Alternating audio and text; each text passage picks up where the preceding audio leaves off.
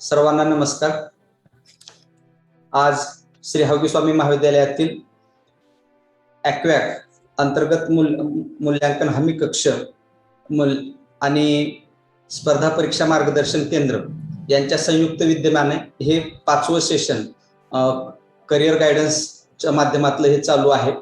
या 5वं सेशन हे आपलं सगळ्यांच्या जिव्हाळ्याचं बँकिंग या क्षेत्रावरचं असलेलं दिसून येतं। विशेषतः कॉमर्सचे जे विद्यार्थी आहेत, बीकॉम आणि एमकॉम अशा विद्यार्थ्यांचा जो कल असतो जास्तीत जास्त बँकिंग क्षेत्राकडे जाण्याचा, आणि आपल्या व्यवहारातलं म्हणा किंवा ह्या सगळ्यामध्ये आपल्या सर्वांना माहिती आहे की अर्थोरक्षति रक्षितः असंही आपण म्हणू शकतो। म्हणजेच पैसा जो आहे, व्यवहारासाठी जो पैसा जो लागतो तो अतिशय महत्वाचा। अगदी प्राचीन कालखंडापासून आपण बघतो की जेव्हा सोन्याची नाणी होती तेव्हापासनं पैशाला जे महत्व आहे व्यवहारामध्ये,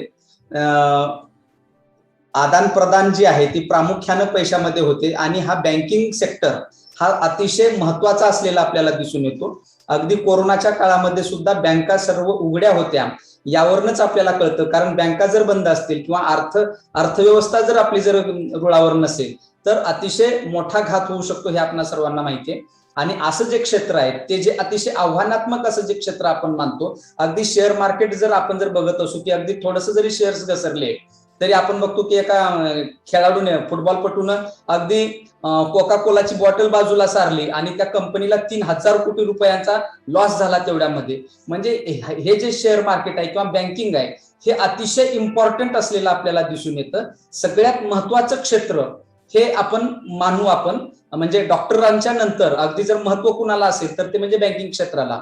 आणि म्हणूनच आजच्या अशा या बँकिंग क्षेत्रामध्ये म्हणजे बँकांमध्ये सर्व्हिस करण्यासाठी काय लागतं नेमकं, त्याचे चॅलेंजेस काय आहेत, या सगळ्यावरती अतिशय सखोल असं मार्गदर्शन करण्यासाठी बँकिंग क्षेत्रातीलच जे तज्ज्ञ आहेत, श्रीयुत आदित्य वसंत विश्वासराव देशपांडे सर हे आपल्याला लातूरहून कनेक्ट होत आहेत। तर सर ऑलरेडी कनेक्ट झालेले आहेत।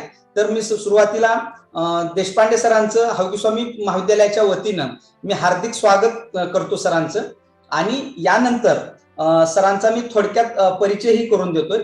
सर सध्या लातूरला बँक ऑफ महाराष्ट्र जिचं हेडक्वार्टर पुण्याला असलेलं आपल्याला दिसून येतं। स्वातंत्र्याच्या पूर्वी या बँका स्थापन झालेल्या आहेत, आणि मग अशा या बँक ऑफ महाराष्ट्रामध्ये सर आज कार्यरत आहेत, सेवा देत आहेत। सरांनी अगदी इसवी सन 2012-14 मध्ये रेडिओ मिर्ची नावाचं जे रेडिओवरचं हे दिसून येतं आपल्याला माध्यम, त्याच्यावरनं पुण्यावरनं त्यांनी त्याच्यामध्ये ते त्यांचा तो अनुभव आहे रेडिओ मिर्चीचा। त्यानंतर त्यांनी MTV रोडीज, मिर्ची म्युझिक अवॉर्ड्स, जायंट सायक्लोव्हिया यावरती या ह्याच्यामधनं सुद्धा त्यांनी कार्य केलेलं दिसून येतं। सरांनी ULS अकॅडमी स्वारगेट पुण्यामध्ये जे आहे तिथं सुद्धा सर कार्यरत होते। आणि सगळ्यात महत्वाचं म्हणजे की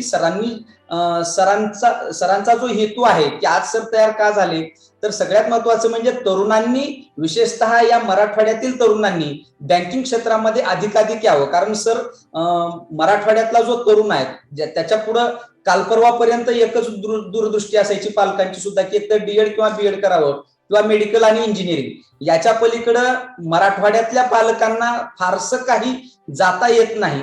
हा आमचा स्वभाव दोष जरी असला तरी बँकिंग हे असं क्षेत्र आहे की आज आपण बघतोय की प्रचंड प्रमाणामध्ये बँकिंगचा विस्तार आहे। अगदी त्या नागरी बँका असतील किंवा मग सहकारी बँका आहेत किंवा राष्ट्रीयकृत बँका आहेत, खासगी बँका आहेत, हे इतकं मोठं क्षेत्र विस्तारलेलं आपल्याला दिसून येतं। अगदी जागतिकीकरणाचं जर आव्हान जर आपल्याला खऱ्या अर्थाने स्वीकारायचं असेल तर आपली बँकिंग व्यवस्था अतिशय कार्यक्षम आणि सक्षम असली पाहिजे, आणि यासाठीच अधिकाधिक तरुणांनी या बँकिंग क्षेत्रामध्ये आलं पाहिजे। कारण बँकिंग हे असं क्षेत्र आहे की तुम्हाला जर उद्योगधंदा काढायचा असेल तर सगळ्यात महत्वाचा जो घटक आम्ही शिकवतो तो म्हणजे पैसा आहे, आणि तो पैसा बँकिंग या क्षेत्रातनं येत असतो। आणि मग असं जे बँकिंग क्षेत्र आहे तर हे बँकिंग क्षेत्र जर सुदृढ असेल तर आपली अर्थव्यवस्था सुदृढ आहे, आणि आपली अर्थव्यवस्था सुदृढ आहे म्हणजे आपला देश सुदृढ आहे। हे असं एकूण एकावरती गणित अवलंबून असल्यामुळं बँकिंग हे क्षेत्र अतिशय महत्वाचं आहे। आणि आमच्या विशेषतः कॉमर्सच्या, बाकीच्यांचं तर नो डाऊट ज्यांना इंटरेस्ट आहे ते सर्वजण येऊ शकतात, परंतु विशेषतः कॉमर्सचा जो विद्यार्थी आहे त्याच्या पुढे म्हणजे स्पर्धा परीक्षेमध्ये एमपीएससी युपीएससी मध्ये त्याचा फारसा भाग नाहीये, परंतु बँकिंग क्षेत्रासाठी तो अतिशय उपयुक्त असणारा आणि त्याला ते आव्हानात्मक क्षेत्र आहे. आणि म्हणून अशा बँकिंग क्षेत्रावरती आपण देशपांडे सरांचं व्याख्यान आज या ठिकाणी आपण ठेवलेलं आहे. सरांचं मी पुनश्च एकदा या जॉईन झाल्याबद्दल सरांचं हार्दिक अभिनंदन करतो आणि सरांकडे पुढली सूत्र सरांकडे देतो. Over to you Deshpande sir. Good morning all. Very good morning. Okay, so thanks a lot, sir, for warm welcome and introduction. Very kind. जसं की सरांनी आता आपल्या समोर काही मुद्दे उपस्थित केले की बँकिंग क्षेत्राचं महत्व काय.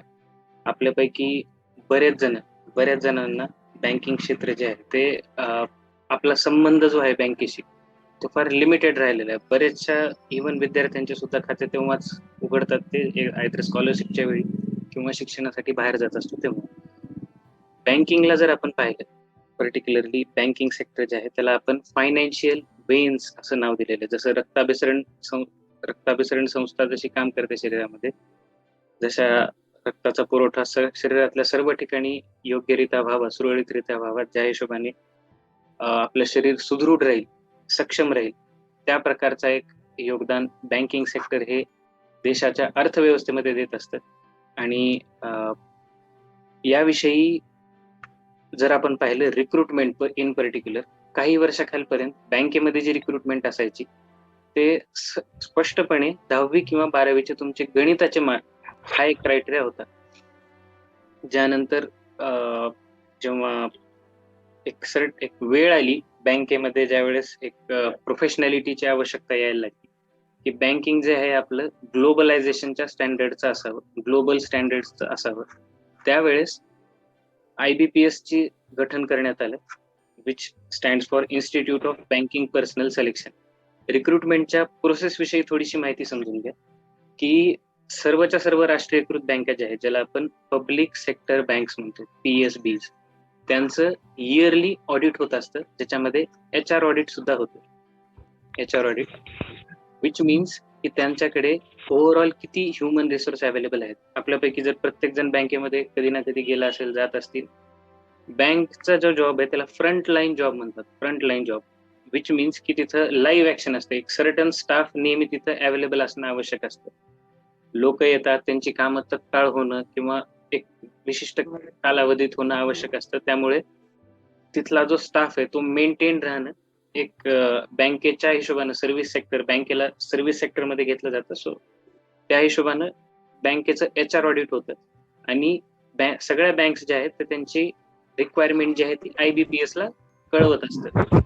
त्या रिक्वायरमेंट्सच्या बेसिसवर IBPS आपले नोटिफिकेशन आउट करतं आणि जी रिक्रुटमेंटची प्रोसेस आहे मग चालू होत असते.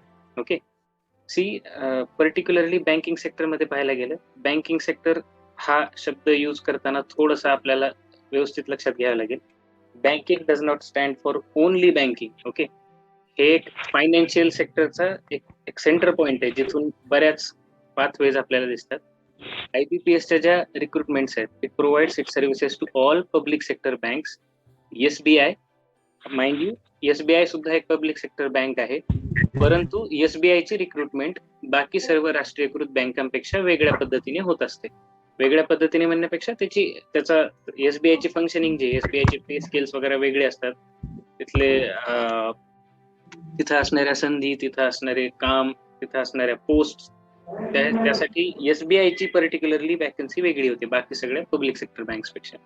त्यानंतर RBI, ज्याला आपण पॅरेंट बँक ऑफ इंडिया म्हणतो किंवा सेंट्रल बँक ऑफ इंडिया, ज्या सगळ्या बँकांवर नियंत्रण ठेवण्याचं, RBI ला एक प्रॉपर शब्द यूज केला जातो, वॉचडॉग, की सगळ्या बँक्स ज्या आहेत त्या योग्य नियमांचं पालन करून चालत आहेत का नाहीत हे काम करणं RBIचं काम आहे. प्लस RBIचा जो एक तुम्ही RBIच्या ऑफिशियल पेजला जर व्हिजिट केलं तर त्यांच्या पेजवर जे त्यांचं इंट्रोडक्शन मध्ये लिहिलेलं आहे की देशाच्या अर्थव्यवस्थेमध्ये जे काही चॅलेंजेस आपल्या समोर उभे राहतात, त्या चॅलेंजेसला मीट करत करत जे देशाच्या ग्रोथ साठी सुद्धा काम करणं, चॅलेंजेस आणि ग्रोथ या दोन्ही गोष्टीसाठी एकत्र काम करणं, हे RBIचं काम आहे, ज्याची सुद्धा रिक्रुटमेंट IBPS थ्रू होते. ओके, देन नाबार्ड एक particularly agriculture and rural part मध्ये काम करणारी आहे. देन सिडबी आणि काही कोऑपरेटिव्ह बँक सुद्धा IBPSच्या रिक्रुटमेंट मध्ये समाविष्ट असतात. त्यानंतर LIC आणि इन्शुरन्स. ओके, मी हा पूर्ण एम्बिट कव्हर करत आहे कारण हा आपण जो IBPSचा एक रिक्रुटमेंटचा भाग घेत आहे. IBPSचा जो पर्टिक्युलर रिक्रुटमेंट पॅटर्न आहे किंवा तो जो सिलेबस आहे त्या बेसिसवर या सगळ्या फायनान्शियल सेक्टर्स मध्ये आपल्याला रिक्रुटमेंट होताना दिसतात. ओके, थोडंसं आपण एक फ्लॅशबॅक मध्ये जाऊया. IBPS 2020 मध्ये प्रोबेशनरी ऑफिसर, क्लर्क आणि ESO IBPS अशा 3 प्रायमरी पोस्ट साठी रिक्रुटमेंट करतं. ओके, जेव्हा आपण IBPSचं नोटिफिकेशन आउट होतं असं म्हणतो तेव्हा ते 3 रिक्रुटमेंट साठी होतं. प्रोबेशनरी ऑफिसर जे की ऑफिसर रँक आहे, जे म्हणजे त्याला जर आपण व्यावहारिक भाषेत बोलायचं झालं तर डेप्युटी मॅनेजर, बँकेचा जो डेप्युटी मॅनेजर असतो त्याची ती पोस्ट आहे प्रोबेशनरी ऑफिसर, ज्याच्या लास्ट इयरच्या वॅकन्सीज 1417 होत्या. क्लर्कच्या वॅकन्सीज लास्ट इयर 2557 होत्या. आणि स्पेशलिस्ट ऑफिसर म्हणून एक पोस्ट असते ज्याच्यामध्ये आपल्याकडे पोस्ट ग्रॅज्युएट्स आणि काही विशिष्ट फील्ड्स मधले जे नॉलेजेबल लोक आहेत, जसे की MCOM झालेले स्टुडंट्सला वगैरे स्पेशलिस्ट ऑफिसर मध्ये स्कोप असतो. परत इंजिनियर्स मध्ये जे IT सेक्टर मध्ये वगैरे काम करतात त्यांच्या ITच्या वेगळ्या जागा निघतात, CA जागा निघतात. जे असे स्पेशलिस्ट कोर्सेस आहेत, ऍग्रिकल्चर ऑफिसरच्या जागा निघतात. ज्या काही बँकेला ज्या विशिष्ट क्षेत्रामधले काही तज्ज्ञ ज्या वेळेस हवे असतात, बँक प्रत्येक वेळेस आउटसोर्स करण्यापेक्षा काही जे स्पेशलिस्ट आहेत ते त्यांच्यासोबत ठेवत असतात. लास्ट इयर आपण सगळेजण विटनेस करत होतो, आपण पॅन्डेमिक मध्ये होतो, राईट? कोविड-19 जे की अजूनही चालू आहे, ज्याचे की अजूनही आपल्याला रिपरकशन्स दिसतात. त्यावेळेस बँकेचं NPA क्रायसिस खूप जास्त प्रमाणात होतं. आपल्यापैकी मोस्टली कॉमर्सचा क्राऊड आहे, NPA आपल्याला समजत असेल. बँकेमध्ये नॉन परफॉर्मिंग ऍसेट्स एक हायर रेंजला असल्यामुळे बँकच्या रेग्युलेशन्स मध्ये, बँकच्या रिक्रुटमेंटवर किंवा बँकच्या ओव्हरऑल फंक्शनिंगवर RBI काही गाईडलाईन्स लावत असतं, ज्याला PCA असं म्हणतात. ओके, प्रॉम्प्ट करेक्टिव्ह ऍक्शन्स, की बाबा जोपर्यंत तुम्ही तुमचे NPAs रिकव्हर करत नाही, NPAच्या सर्टन पर्सेंटेजच्या खाली येत नाही, तोपर्यंत तुमच्या स्टाफला लिमिटेशन्स असतात, की तुमची रिक्रुटमेंट जी आहे त्याची ऍज ऑन डेट त्यावेळेस त्यांनी दिली होती मार्च 2019 ला. तुमचा जो स्टाफ आहे तेवढा स्टाफ मेंटेन करायचा अनलेस अँड अंटिल तुम्ही PCAच्या बाहेर येत. Okay, good news to all, आता मोस्ट ऑफ द बँक्स NPAच्या बाहेर आहेत, ज्या हेवी बँक्स आहेत. त्यामुळे जर कोणी लेटेस्ट रिक्रुटमेंट वगैरे फॉलो करत असेल, IBPS क्लर्कचं 2021 आलेले जे रिक्रुटमेंट आहे त्याच्यामध्ये 7500 प्लस वॅकन्सीज फक्त आणि फक्त क्लरिकल सेक्टरसाठी आहेत. POचं नोटिफिकेशन विदिन 1.5 मंथ रिलीज होईल, ज्यामध्ये सुद्धा तुम्हाला एक्स्ट्रीम सर्च दिसेल. आणि पर्टिक्युलरली बँक्सची जी आताची वर्किंग कंडिशन आहे त्यामध्ये प्रोबेशनरी ऑफिसर्सची ते जास्त डिमांड करतात, कारण ऑफिसर केडर जो आहे, पर्टिक्युलरली जे डेप्युटी मॅनेजर पोस्ट मी ज्याबद्दल बोलत आहे, ऑफिसर केडर, त्याचे रिक्रुटमेंट इथून पुढे जास्त प्रमाणात होताना दिसतील. For a simple reason, digitalisation.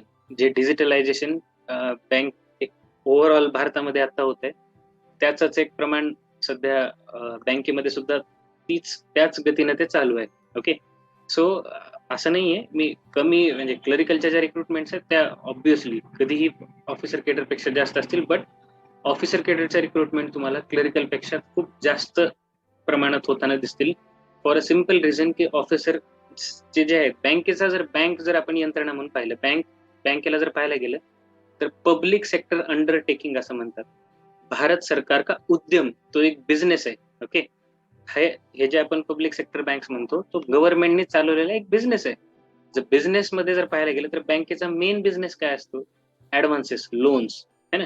Bank loan देते, त्या बदल्यामध्ये जो इंटरेस्ट अर्न करते तो बँकेचा मेन बिझनेस आहे, आणि त्यासाठी बँकेला जास्तीत जास्त प्रमाणात यांची गरज पडेल. क्लरिकल पोस्ट ज्या आहेत त्या तितक्याच वायटल आहेत जितक्या की ऑफिसर केडर मधले आहेत. आपल्यापैकी बरेच जण, जर आपण कधी याचा विचार केला असेल की बँकेमध्ये करन्सी कुठून येते, नोट जे आपण पाहतो, प्रत्येक बँकेचे करन्सी चेस्ट असतात. Okay, which are actually owned by RBIच्या मालकीचे असतात ते, बट बँक त्याचे इन अ वे ट्रस्टी असतं, की त्या सगळ्या चेस्टचे जे मॅनेजमेंट आहे करन्सी चेस्टचं, जिथं नवीन नोटा प्रिंट केल्या जातात, जुन्या ज्या आपल्याकडे काही कट नोट असतात, फाटलेल्या नोट असतात, त्या सगळ्या त्या ठिकाणी नेऊन डिपॉझिट करतात. त्याबद्दल डिपॉझिटर्सला काही पर्सेंटेजमध्ये रिटर्न्स भेटतात वगैरे वगैरे. ही जी कॉम्प्लिकेटेड प्रोसेस आहे, प्लस डॉक्युमेंटेशनचा जो सगळ्यात मोठा पार्ट आहे ऍडव्हान्सेस मधला, तो ह्या सेक्टरवर डिपेंड करतो. त्यामुळं हे जे 3 सेक्टर्स आहेत, हे जे 3 क्लास आहेत IBPS मधले, हे अल्टिमेटली तुम्हाला राईज होताना दिसेल. आणि जर आपल्यापैकी जे जे थोडेसे न्यूज फॉलो करणारे लोक आहेत, त्यांना ह्या गोष्टींचा थोडासा अंदाजा असेल. भारतामध्ये फायनान्शियल इन्क्लुजन हा शब्दच 2014 मध्ये पहिल्यांदा टॉस करण्यात आला, की प्रत्येक व्यक्तीचं बँकेमध्ये खातं असावं, असं सरकारला पडलेलं स्वप्न हे 2014ची गोष्ट आहे. याचा अर्थ काय, की बँक एक यंत्रणा म्हणून आत्ता या काही वर्षामध्ये भारतामध्ये फॉर्मलाइज होत आहे, की बाकी जगामध्ये जसं आपण युरोपियन कंट्रीज, जपानमध्ये वगैरे बघतो, की जे काही व्यवहार, आर्थिक देणघेणचे व्यवहार असतात, तर तिथं नॉर्मल गोष्ट आहे, की व्यवहार म्हणजे बँकेतून होतात, बाकी काही अदर चॅनल यूज करत नाहीत ते. ती स्टेज भारतामध्ये येणं हे एक सरकारची गरज सुद्धा आहे. आणि ती स्टेज येईपर्यंत आपण जे एक भारताची इकॉनॉमी स्टेबल किंवा ग्रोथ किंवा ग्रोन इकॉनॉमी म्हणतो, ती स्टेज तोपर्यंत येणार नाही. कारण जर इकॉनॉमीमध्ये फॉर्मल आणि इनफॉर्मल दोन्ही इकॉनॉमी पॅरलल चालत असतील, तर फॉर्मल इकॉनॉमी कधीही तितकी स्ट्रॉंग असू नाही शकणार. कारण त्यामधून जनरेट होणारे टॅक्सेस, त्यामधून जनरेट होणारा रेव्हेन्यू, त्यामधून जनरेट होणारे ऍक्च्युअल जॉब्सचे फिगर, हे सगळे सरकारपर्यंत कधीच नाही पोहोचणार. सो बँकिंग सेक्टर आत्ता देशामध्ये रुजू होत आहे. आपण आत्ता हे जे विटनेस करत आहोत, जी आपली जनरेशन आहे, ती पायनियर आहे, जी की हे बँकिंग सेक्टरला इनिशियल डेज मध्ये पाहत आहे. ओके. त्यानंतर IBPS 2020 मध्ये आलेल्या RBIच्या वॅकन्सीज, जर आपल्यापैकी कोणी रेग्युलेटरी पोस्टमध्ये इंटरेस्टेड असेल, ज्यांना पॉलिसी मेकिंग कशा होतात, RBIचा पर्टिक्युलरली जॉब जर पाहायला गेला तुम्ही, तर त्याच्या 2 पोस्ट आहेत, फक्त आणि फक्त 2 पोस्ट, ज्या की रिक्रुटमेंट बेस्ड आहेत, ज्याच्यासाठी एक्झाम देऊन तुम्हाला जॉब मिळवता येतो. ते आहे RBI असिस्टंट आणि RBI ग्रेड बी ऑफिसर. ओके. या 2 पोस्ट साठी RBI एक्झाम कंडक्ट करतं, ज्या की एक RBIच्या सोबत काम करण्याचे पर्क्स जर पाहायला गेले तर डिस्कस करेल तेवढे कमी आहे. तुम्हाला ह्याविषयी कधीही तुम्ही गुगल करू शकता, की what does it mean to be an employee of RBI. Okay. तुम्ही देशाच्या अशा संस्थेसोबत काम करत असता, जी की देशाची इकॉनॉमी, देशामध्ये होणाऱ्या सर्व आर्थिक घडामोडींचा निर्णय घेण्याचं एक काम, त्याच्यामध्ये स्टेबिलिटी ठेवण्याचं काम, प्लस ग्रोथ घडवून आणण्याचं काम, हे सगळं ह्या यंत्रणेकडे आहे. आणि गुड न्यूज वन्स अगेन, की RBIला आता रिसेंटली आपण जर लास्ट टू लास्ट इयरचा एक सगळ्यात मोठा स्कॅम किंवा एक झालेलं बँकिंग क्षेत्रातील ट्रॅजेडी, तर Punjab and Maharashtra cooperative bank, जर आपण न्यूज फॉलो करत असाल तर रिपोर्टेडली जवळपास 100 लोकांनी त्यांचे प्राण गमावलेले आहेत ही एक बँक बुडाल्यामुळे. Okay. Punjab and Maharashtra cooperative bank, जे कोऑपरेटिव्ह सेक्टर आहे, ते इतके वर्ष RBIच्या रडार खाली नव्हतं. RBIचे नॉर्म्स, RBIचे गाईडलाईन्स, RBI त्याला मॉनिटर करायचं नाही.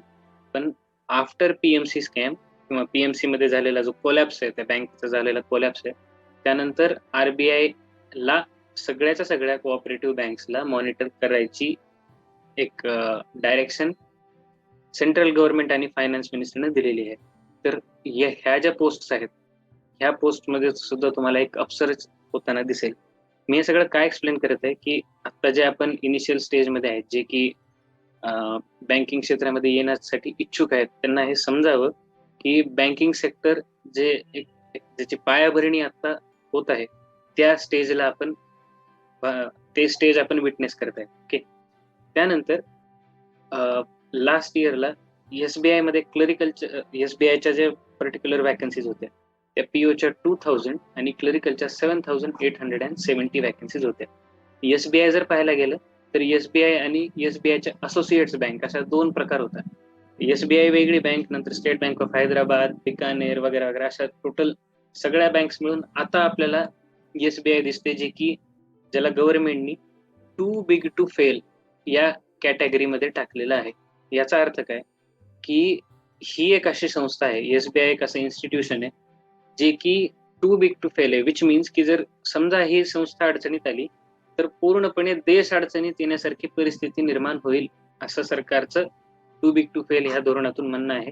रफली एसबीआयचं सध्या जे ओव्हरऑल कॅपिटल आहे ते अराउंड 52 लाख करोड आहे. ओके, 52 लाख करोडची त्याची व्हॅल्युएशन आहे एसबीआयचं, ज्याच्या लास्ट इयर व्हॅकन्सीज आपल्याला 2000 आणि 7870 दिसतात. एसबीआयच्या रिसेंटली प्रिलिम्सच्या एक्झाम झालेल्या आहेत क्लरिकल सेक्टरच्या या वर्षीच्या, ज्याच्यासाठी व्हॅकन्सीज अगेन 5500 प्लस होते. ओके, देन त्यानंतर IBPS RRB, आपल्यापैकी ग्रामीण बँक ज्यांना माहिती आहेत, महाराष्ट्र ग्रामीण बँक वगैरे वगैरे ज्या ग्रामीण बँक आहेत त्याच्यामध्ये पीओच्या पोस्ट आणि क्लरिकलच्या पोस्ट ज्या आपण डिस्कस केल्या, ग्रामीण बँक आणि रेग्युलर ज्या नॅशनलाइज बँक आहेत त्याच्यामध्ये फारसा काही फरक नाहीये. फरक इतकाच होतो की ग्रामीण बँकेचा जो ओढा आहे, ग्रामीण बँकेचा जो एक अजेंडा आहे तो मोस्टली रुरल डेव्हलपमेंट आणि ऍग्रिकल्चरल पार्ट आहे. रुरल एरियामधले जे बिझनेसेस आहेत आणि ऍग्रिकल्चरल पार्ट यावर फोकस करते. त्याच्या लास्ट इयरच्या वॅकन्सीज 5950 आणि पीओच्या वॅकन्सीज आपल्याला 4300 दिसतात. देन LIC मध्ये असिस्टंट ऍडमिनिस्ट्रेटिव्ह ऑफिसर साठी लास्ट इयरला 5000 वॅकन्सीज होत्या. सिमिलरली नाबार्ड मध्ये असिस्टंट मॅनेजर साठी 139 होते. ओके, एसबीआय, नाबार्ड ह्या काही अशा इन्स्टिट्यूशन्स आहेत ज्या की एक ईगल व्ह्यूने काम करतात, ज्या की ऍक्च्युअल रश मध्ये नसतात, ज्या पॉलिसी मेकिंग मध्ये काम करणारे आहेत. सो ते एक क्रीम जॉब आहे तो. ओके, त्यानंतर सिडबी साठी काही लिमिटेड वॅकन्सीज येतात, ज्यांना particularly SIDBI small industries development bank जे आहे त्याच्यामध्ये होणाऱ्या वॅकन्सीज पण वेगळ्या असतात, त्याच्या डिमांड सुद्धा वेगळ्या असतात, जसे आपण पाहू शकतो. ओके, देन काही विशिष्ट पद्धतीने अदर बँक्स मध्ये सुद्धा रिक्रुटमेंट होते. व्हॉट डज इट मीन? जसं की मी आता एक्सप्लेन केलं इनिशियली की बँकेमध्ये बँक हा एक फ्रंट लाईन डेस्क जॉब आहे. बँकेमध्ये माणसांची कमी असणं हे सर्व्हिस इंडस्ट्रीसाठी कधीही पॉसिबल नाहीये. इमॅजिन करा, तुम्ही बँकेमध्ये जाताय आणि बँकेमध्ये आधी 3 कॅशियर होते, 2 रिटायर झाले, आता एकच कॅशियर आहे. चालेल बँक? नाही. त्या केसमध्ये जेव्हा अशी बँकेला गरज जाणवते की आता जी मेगा रिक्रुटमेंट आहे त्यासाठी थांबण्यासाठी आपल्याला वेळ नाहीये, मग त्यावेळेस स्पेसिफिक बँक्स IBPS ला एक रिक्वेस्ट करतात की आमच्यासाठी फक्त एक सिंगल रिक्रुटमेंट ड्राईव्ह कव्हर करा. त्याच्यामध्ये तुम्हाला मोस्टली होताना दिसतील कॅनरा बँक, इंदिरा महिला bank, Shamrao Vitthal cooperative bank, अशा ह्या ज्या बँक्स आहेत त्या सिंग्युलर वॅकन्सी सोबत जास्त येतात. ओके, आणि जे वॅकन्सीजचे फिगर्स तुम्हाला दिसतात, जे आता मी थोड्या वेळापूर्वी तुम्हाला काही दाखवले, ते फायनल फिगर्स कधीही नसतात. लक्षात घ्या, बँक एक यंत्रणा म्हणून बघताना जी जेव्हा फॉर्मलाइज व्हायला बँक चालू झाल्या, बँकेमध्ये मेगा रिक्रुटमेंट झाल्या होत्या 81 आणि 83च्या दरम्यान. 1981 ते 83च्या दरम्यान बँकेमध्ये मेगा रिक्रुटमेंट झाल्या होत्या. आज आपण 2021 मध्ये आहेत. ही एक बँकेची अशी सिच्युएशन आहे जेव्हा बँकेच्या रिटायरमेंटचा पेस खूप जास्त आहे. रिटायरमेंट एक्स्ट्रीम लेवलला आहे. आता जर आमच्या पर्टिक्युलरली मी ज्या इन्स्टिट्यूशन मध्ये बँक ऑफ महाराष्ट्रामध्ये, तिथं 60% स्टाफ जो आहे तो 35च्या बिलो आहे. Okay, so you can imagine. आणि उरलेला जो 40% आहे जो की 35 प्लस आहे.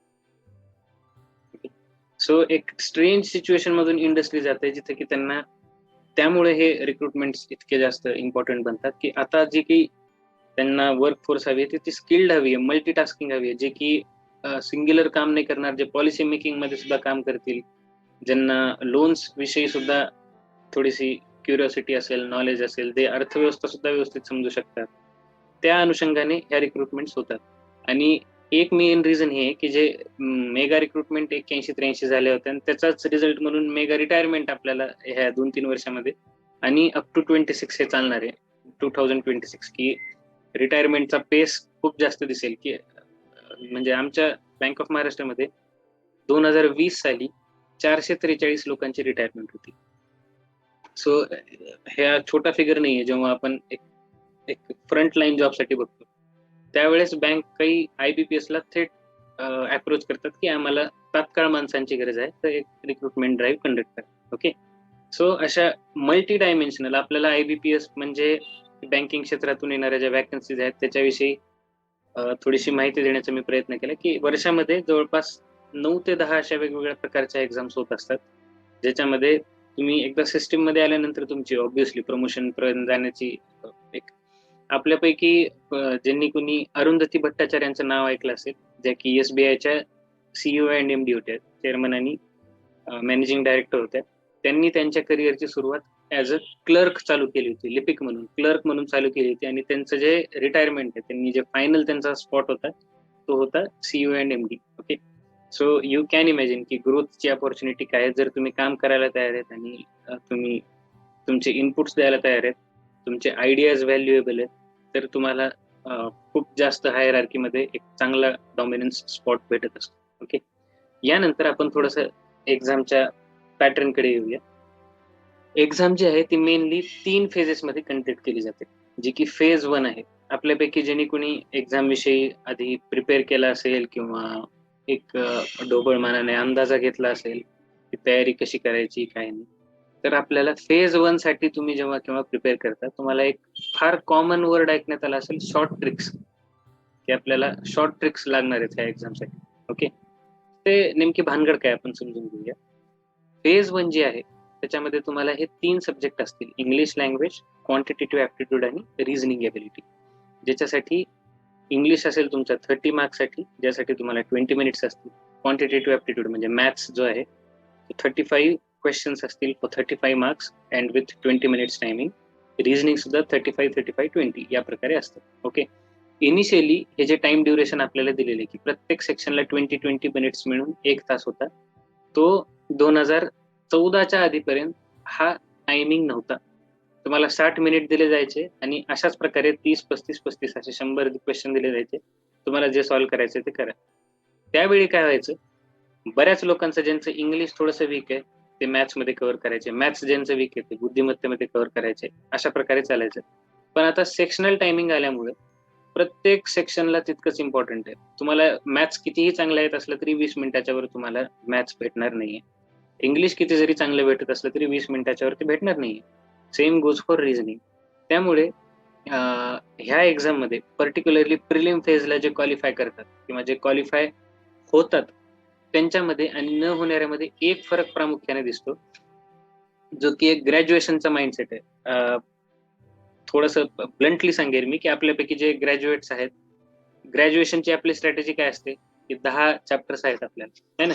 10 पैकी आपण पेपर बघतो आणि माहित असतं की आपल्याला शेवटच्या 4 चॅप्टर मधून काहीच येणार नाही. मग आपण प्रिपेअर करतो फक्त 6. ओके, आणि आपलं ग्रॅज्युएशन निघून जातं, त्याच्यावर मार्कही चांगले भेटतात, सगळे खुश होतात. त्या एक्झामसाठी जेव्हा आपण कॉम्पिटेटिव्ह एक्झाम मध्ये जातो, आपल्याला स्किप करणं हा ऑप्शन नाहीये. लक्षात घ्या, तुम्ही जे सेक्शन्स थोडेसे माझे वीक आहेत म्हणून सोडता किंवा स्किप करता, ते ते सेक्शन्स ऍक्च्युली तुमचं फेथ डिसाईड करतात. ओके, इंग्लिशमध्ये एक म्हण आहे, what you do not know rules over you. जे तुम्हाला माहित नाहीये, ज्याविषयी तुम्ही ज्याच्याकडे बघायला तयार नाहीये, त्या गोष्टीवर ऍक्च्युली तुमच्या गोष्टींचा रिझल्ट ठरतो. ज्या गोष्टी आपण थोड्याशा वीक म्हणून सोडतो आपल्या, किंवा मला हे आवडत नाही वगैरे म्हणून सोडतो, ते पार्ट्स सगळ्यात महत्वाचे असतात. ओके, प्रिलिम्स मध्ये जर आपण प्रिलिम्स एक्झाम त्याला फेज 1 म्हणू आपण, की फेज 1 जे आहे त्याला ती क्वालिफाईंग नेचरची असते. क्वालिफाईंग नेचर मीन्स ह्याचे जे तुमचे मार्क्स येणार आहेत तुमच्या फायनल रिक्रुटमेंटच्या तुमच्या मेरिट लिस्टमध्ये, तुमच्या सिलेक्शन प्रोसेसमध्ये पकडले नाही जाणार. ओके, ह्याच्यामध्ये तुम्हाला फक्त आणि फक्त कट ऑफ सिक्युअर करायचा आहे. आणि प्रिलिम्स मध्ये दिला गेल्याने क्वेश्चन पर्टिक्युलरली मॅथ्स जो आहे आणि ऑब्विसली रिझनिंग आणि इंग्लिशचा जो पार्ट आहे, इंग्लिशचा एकमेव मुद्दा आहे जे की मी आता पुण्याला ज्यावेळेस कोचिंगला होतो त्यावेळेस माझ्याकडे सगळ्याच जवळपास स्टेट मधले, महाराष्ट्रातले, बाहेरचे सगळ्या प्रकारचे विद्यार्थी होते. मी एक गोष्ट प्रामुख्याने नोटीस केलेली आहे की आपल्याकडचे जे पर्टिक्युलरली मराठवाड्यातले विद्यार्थी, देव जाणो त्यांना इंग्लिश विषयी काय फोबिया आहे, म्हणजे इंग्लिश असं त्यांना काय वाटतंय का कदाचित ब्रिटिशांशी त्यांचं वेगळंच वैर आहे. इंग्लिश लँग्वेज एक पाहायला गेलं तर आपण तुम्हाला डायरेक्ट इंग्लिश बोलायचं म्हणजे लिओनार्डो डिकॅप्रियो किंवा rain and Martin type English बोलायची, किंवा त्या प्रकारे नॉलेज असायची गरज नाहीये. जर आपल्यापैकी जे कोणी अब्दुल कलामांना कोणी ऐकलं असेल, सुदैवानं मी ज्या फील्डमध्ये होतो रेडिओ मिर्चीमध्ये, मला एक असा इव्हेंट ऑर्गनाईज करायला भेटला होता जिथं अब्दुल कलाम चीफ गेस्ट होते. त्यांची इंग्लिश जर ऐकली आपण तर तिथं जे स्टेजवर थांबणारे लोक होते बाकीचे ते अतिशय म्हणजे ब्रिटिश इंग्लिशमध्ये ऍक्सेंट वगैरे फेकून बोलत होते. पण ज्यावेळेस कलाम सर स्पीच द्यायला उभारले त्यावेळेस त्यांची ऍक्सेंट कोणी सुद्धा बघितली नाही, त्यांचा कंटेंट बघितला. ओके, सो इंग्लिश लँग्वेज विषयीचा जो आपल्याकडचा विनाकारण असलेला फोबिया आहे, आपल्याकडे इतके गैरसमज आहेत इंग्लिश लँग्वेज विषयी की इंग्लिश समजण्यासाठी इंग्लिश मिडियमच पाहिजे, आम्ही काय मराठी मिडियमचे, आम्हाला काय करणार आहे वगैरे. इतका अवघड विषय नाहीये. आपण ऍक्च्युली ज्या अवघड लँग्वेजेस आहेत त्या शिकलेलो आहेत, ते मराठी असो, थोड्याफार प्रमाणात संस्कृत असो, त्यामुळे इंग्लिश इतका काही मोठा मुद्दा नाहीये.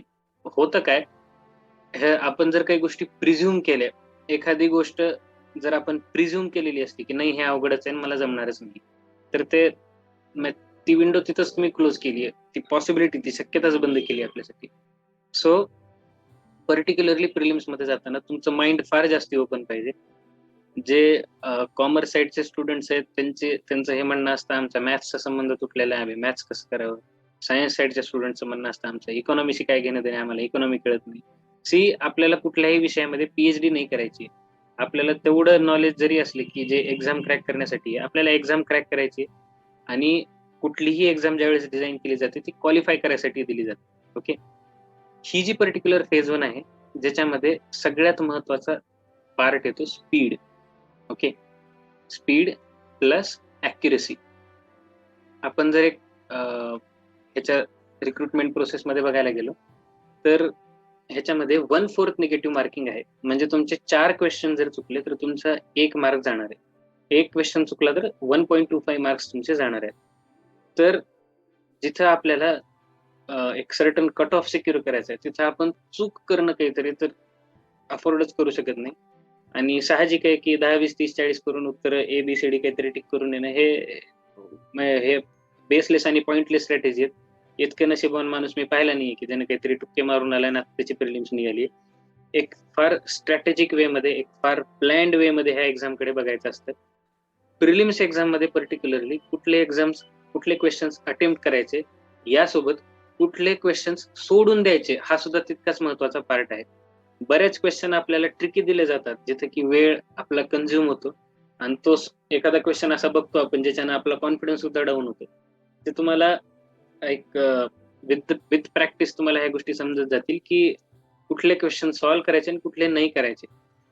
20 मिनिटामध्ये 35 क्वेश्चन्स मॅथ्सचे सॉल्व्ह करणं, त्यासाठी तुम्हाला बेसिक अरिथमॅटिक स्किल्स पाहिजेत. ओके, ज्या शॉर्ट ट्रिक्स किंवा आपण युट्यूबवर किंवा जिथं कुठं आपण कधी जर कोणी लेक्चर्स अटेंड केले असतील, काही असतील, तुम्हाला वेगवेगळ्या शॉर्ट ट्रिक्स दिल्या जातात जे पाहिल्यानंतर तुम्ही इम्प्रेस होता, सगळं होत असतं. तसं काही नसतं मॅथ्समध्ये शॉर्ट ट्रिक नावाचा काही प्रकार नसतो.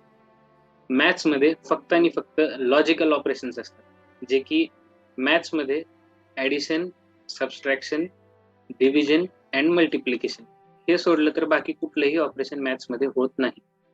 ओके, ह्या 4 ऑपरेशन्सच्या भोवती तुमचा मॅथ्सचा पूर्ण अजेंडा फिरतो.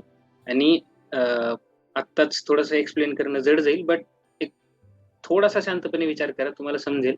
ऍडिशन, सबस्ट्रॅक्शन, डिव्हिजन आणि मल्टिप्लिकेशन ह्या 4 प्रोसेस नाही आहेत, एकाच प्रोसेसच्या 4 बाजू आहेत.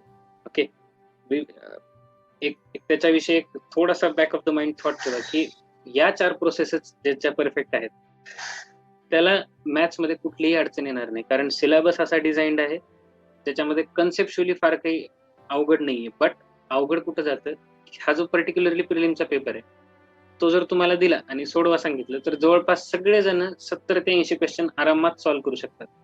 मुद्दा आहे ते 70 क्वेश्चन 80 क्वेश्चन सॉल्व्ह करायला बऱ्याच जणांना 1.5 ते 2 तास लागेल, जे की एक्सपेक्टेड नाहीये. बरेच क्वेश्चन असतात ज्याचे 5 to 6 सेकंड मध्ये आन्सर येतात, यायला पाहिजेत. काही क्वेश्चन असतात त्याचे 10 to 15 सेकंड्स मध्ये यायला पाहिजेत.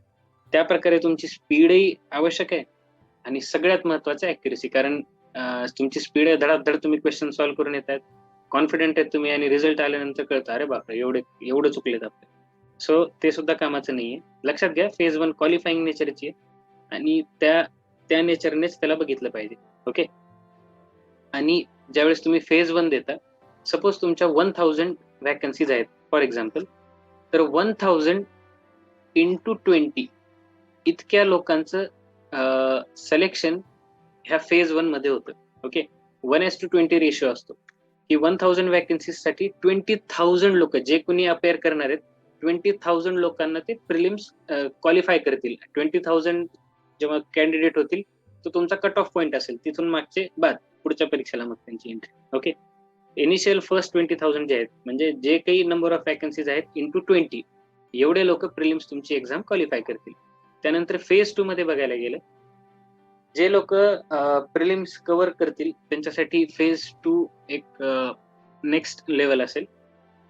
त्याच्यामध्ये अगेन तुम्हाला मॅथ्स दिसेल, रिझनिंग दिसेल, इंग्लिश दिसेल, प्लस कॉम्प्युटरचा एक पार्ट येतो, आणि सगळ्यात महत्वाचा म्हणजे general awareness and financial awareness. Okay, हा एक सेक्शन आहे जो की मेन्स तुमची क्वालिफाय होणार आहे का नाही हे ठरवणार आहे. ओके, मी ज्यावेळेस पुण्यामध्ये क्लासेसमध्ये काम करायचो, ज्यावेळेस मी पर्टिक्युलर एक्झाम स्वतः देत होतो, त्यावेळेस मी एक गोष्ट नोटीस केली होती की प्रिपरेशन मोड मध्ये असताना कोणी सुद्धा फेज 2 ची प्रिपरेशन करतच नाही, लिटरली करत नाही. आणि जनरल अवेअरनेसचं तर कोणाच्या मनी ध्यानी येत नाही की आपण जनरल अवेअरनेसचा अभ्यास केला पाहिजे. सी काय होतं, तुम्ही ज्यावेळेस प्रिलिम्स एक्झाम देता त्यावेळेस प्रिलिम्स दिल्याच्या 15 दिवसांनी तुमचा निकाल लागतो, आणि पुढच्या मॅक्सिमम 20 दिवसामध्ये तुमची मेन्सची एक्झाम होते. तुम्हाला भेटतो किती दिवसाचा विंडो? 20 दिवसाचा. त्या 20 दिवसामध्ये जनरल अवेअरनेस किती कव्हर करायचं असतं तुम्हाला? Last 6 months. ओके, त्याच्यामध्ये तुम्हाला लास्ट 6 मंथ्सचं जनरल अवेअरनेस कव्हर करणं एक्सपेक्टेड असतं. आणि साहजिक आहे जनरल अवेअरनेस आहे तो, सी अगेन वर्ड्सला क्लिअरली मिनिंगलेस आहेत. जनरल अवेअरनेस आहे ते जनरल नॉलेज नाहीये. आपल्याला कोणी विचारलं नाहीये की कुतुबुद्दीन ऐबक कधी भारतात आले होते. आत्ताच्या ज्या काही घडामोडी भारतामध्ये जगामध्ये चालू आहेत त्याविषयीच तुम्हाला विचारलं जाईल. विनाकारण काहीतरी जुन्या गोष्टी तुम्हाला कोणीही विचारणार नाही. ओके, सध्याच्या ज्या गोष्टी चालू आहेत, ज्या की रिलेव्हंट आहेत, ज्या की एक पॉलिसी मेकिंग मध्ये रोल प्ले करतात, अगेन जनरल अवेअरनेस मध्ये त्याच न्यूज इम्पॉर्टंट आहेत ज्या की पॉलिसी मेकिंगशी रिलेटेड आहेत. पॉलिटिकल न्यूज आपल्याला एक्सपेक्टेड नाहीये. ज्या देशाच्या पॉलिसी मेकिंगच्या आहेत, इंटरनॅशनल लेवलला ज्या पॉलिसी मेकिंग साठी युज केल्या जातात त्या सगळ्या न्यूज आपल्याला कव्हर करायच्या असतात, जे की 20 डेज मध्ये कोणीच कव्हर करू शकत नाही. तुम्ही लक्षात काय काय ठेवणार? ओके, आणि अगेन हा अवेअरनेसचा पार्ट आहे, आणि तुम्हाला येणारे जे क्वेश्चन असतात ते MCQ असतात. Okay, multiple choice question. त्यामध्ये तुम्हाला 5 ऑप्शन दिलेले असतात. सी जर आपण 1-2 वेळेस हे जर वाचण्यातून गेलं असेल की चायनाची कॅपिटल बीजिंग आहे, तर मे बी तुम्ही सगळ्या जगाच्या कॅपिटलचे एकदम चार्ट करून लक्षात नाही ठेवला, पण 2-3 वेळेस वाचल्यानंतर तुम्हाला ऑप्शन मध्ये बघून क्लिक होतं. तेवढंच अपेक्षित आहे ह्या एक्झाम मध्ये. तुम्हाला बाकी असं इन डिटेल कोणी विचारणार नाही की ते कधी झालं, काय झालं, कसं झालं. तुम्ही इन जनरल टच मध्ये असणं की जगामध्ये सध्या काय होत आहे, मोस्टली फायनान्शियल सेक्टरच्या निगडीत. ऑब्व्हियसली भारताशी त्याचा संबंध आहे, आणि जसं की सरांनी आता एक्सप्लेन केलं की ग्लोबलायझेशनचा एरा आहे, त्यामुळे जगामध्ये काही जरी एक गोष्ट घडली आर्थिक पातळीवर तर त्याचे परिणाम आपल्याला भारतावर सुद्धा होताना दिसतात. जसं की आपण ट्रम्पच्या केसमध्ये एक्सप्लेन केलं होतं की त्यांनी H1B विजाच्या काही पॉलिसीज चेंज केल्या, त्यामुळे भारतीयांचे बरेचसे जॉब जाण्यासारखी आणि नवीन जॉब न भेटण्यासारखी परिस्थिती निर्माण झाली होती. सो एक जागतिक आराखडा, जागतिक इकॉनॉमीचा आराखडा समोर ठेवून ज्या काही महत्वाच्या बातम्या त्या आपल्याला कव्हर करायच्या असतात. प्लस आणखीन काही ऍडिशनल सेक्टर्स याच्यामध्ये येतात, जे की डिफेन्स एक सगळ्यात महत्वाचा मुद्दा येतो आजच्या डेटला. डिफेन्सवर 2 to 3 क्वेश्चन्स विचारलेच जातात तुमचे. डिफेन्समध्ये वेगवेगळे इक्विपमेंट असतील, सगळ्याच्या सगळ्या ट्रेनिंग एक्सरसाइज होतात आपल्या बाहेर देशांसोबत. जसं की आपली आणि रशियाची जी मिलिटरी ट्रेनिंग एक्सरसाइज आहे ती इंद्रा नाव असतं त्याचं. तसंच फिलिपिन्स सोबत होते, श्रीलंकेसोबत होते, अमेरिकेसोबत होते. त्यांचे नाव काय, कधी झाली, कुठं झाली, ह्या सगळ्या वाचायच्या गोष्टी आहेत, ह्या पाठ करायच्या गोष्टी नाही आहेत. पाठ करायची कधी गरज पडते? जेव्हा तुम्ही शेवटच्या 20 दिवसामध्ये 6 महिन्याचा एकदम मोठा ठोकळा घेऊन बसता वाचायला, जे की करणं अपेक्षित नाही. आणि माझे एक तुम्हाला सजेशन आहे की ज्यांना एक्झाम क्रॅक करायची, फक्त प्रिलिम्स नाही, ज्यांना जॉब पाहिजे, त्यांनी जनरल अवेअरनेस डेली बेसिसवर केलं पाहिजे. हार्डली 20 मिनिट्स टू 30 मिनिट्सचं काम आहे दिवसासाठी. ओके, इनिशियली आपल्याला हे कन्फ्युज होतील की हे काय चाललंय, आपण काय वाचायलोय. बट ओव्हर द टाइम तुम्हाला त्या गोष्टी ग्रास्प व्हायला चालू होतील, त्याच्यातला सिरियसनेस समजायला लागेल. ओके, जसं की जेव्हा सरकार काहीतरी एक पॉलिसी आणतं, तेव्हा त्याच्या मागे सरकारची भूमिका काय असते, सरकार त्याच्या मागे किती काम करतं, काही करतं का, का अचानक सरकारला काहीतरी स्वप्न पडत असतं की चला उद्या उठून सगळ्यांच्या खात्यामध्ये 500-500 रुपये टाकूया. ह्या सगळ्या गोष्टी का होतात हे तुम्हाला ह्या जनरल अवेअरनेस मधून समजतं. त्यानंतर इंग्लिशचा जो सेक्शन आहे, आता तुम्ही टायमिंग्स कडे लक्ष द्या. आपल्याला प्रिलिम्स मध्ये टाइम कमी होता आणि क्वेश्चन्स जास्ती होते. ओके, इथं रिझनेबल टाइम आहे, 35 मिनिटासाठी 50 क्वेश्चन फेअर टाइम आहे. आणि जनरल अवेअरनेस मध्ये तुम्हाला सॉल्व्ह काही करायचं नाहीये. तुम्हाला जर एखादा क्वेश्चन विचारले असेल की चायनाची करन्सी काय, तुम्हाला माहिती आहे किंवा माहित नाही, त्याच्यापेक्षा वेगळं काही असू शकत नाही. त्यामुळे 35 मिनिट्स मोर दॅन इनफ आहे. आणि हा सगळ्यात मोठा स्कोरिंग पार्ट आहे. ह्याच्यामध्ये चुकण्याची शक्यता सगळ्यात कमी असते असावी, कारण ह्याच्यामध्ये जे आपल्याला माहित नाही त्याला हात लावायचा नसतो, जे माहिती आहे त्यालाच हात लावायचा असतो. अगेन इंग्लिशमध्ये 40 क्वेश्चन आहेत जे की ज्यासाठी 35 मिनिट दिले जातात. ओके, जे की हेवी पार्ट आहे. त्यानंतर same goes with reasoning and computer, 50 question साठी 45 मिनिट दिले जातात तुम्हाला, आणि मॅथ साठी सुद्धा. आता इथं जो टाइम जास्ती दिलाय त्याचा अर्थ लक्षात घ्या. प्रिलिम्स मध्ये जे तुम्हाला एक स्पीड ओरिएंटेड होतं की कमी वेळामध्ये जास्त क्वेश्चन सॉल्व्ह करायचे, मेन्स मध्ये गेल्यानंतर तुम्हाला तो अप्रोच ठेवून जमणार नाही. मेन्स मध्ये तुम्हाला प्युअरली अॅक्युरेसी ओरिएंटेड जावं लागेल, कारण क्वेश्चनची जी इझी लेवल असते ती मॉडरेट टू डिफिकल्ट जाते. थोडेसे क्वेश्चन्स लेंदी येतात जिथे की तुमचा टाइम कन्झ्युम होणार आहे, आणि तुम्ही त्या माइंडसाठी प्रिपेअर्ड पाहिजे की तुम्ही जर एक क्वेश्चन हातात घेतलाय ज्याला सॉल्व्ह करायला 1 ते 1.5 मिनिट लागणारच आहे, तो 1 ते 1.5 मिनिट वेस्ट आपला जाऊ नये. की क्वेश्चन बघितल्या आपल्याला अंदाज आला पाहिजे की हा क्वेश्चन आपल्याच्यानं सॉल्व्ह होणार आहे का नाही होणार आहे तर स्किप करून पुढे जाता आलं पाहिजे. ओके, प्रिलिम्स आणि मेन्सच्या प्रिपरेशन मध्ये सिलेबस जरी एकसारखा असला तरी अप्रोच फार डिफरंट आहे. त्या गोष्टींकडे थोडस जाणीवपूर्वक लक्ष दिलं पाहिजे. आणि त्यानंतर जी ह्या सगळ्या एक्झाम्स ज्या आहेत इथपर्यंत असेल क्लरिकल केडरसाठी. ओके, पीओ साठी मेन्स मध्ये आणखीन एक ऍडिशनल पार्ट असतो, डिस्क्रिप्टिव्ह टेस्ट, ज्यामध्ये तुम्हाला एस्से आणि लेटर असतात, ज्याचे 25 मार्काचे असतात आणि त्यासाठी 30 मिनिट असते, जे की तुम्हाला टाईप करावे लागतात. त्यासाठी तुमची टायपिंगची स्पीड, अगेन तुम्हाला टायपिंग अशी काही म्हणजे एकदम खडखड बटन तुटेपर्यंत एकदम स्पीड पाहिजे असं नाही. मॉडरेट टायपिंग स्पीड असली, तुमचा कॉन्टेंट व्यवस्थित असला,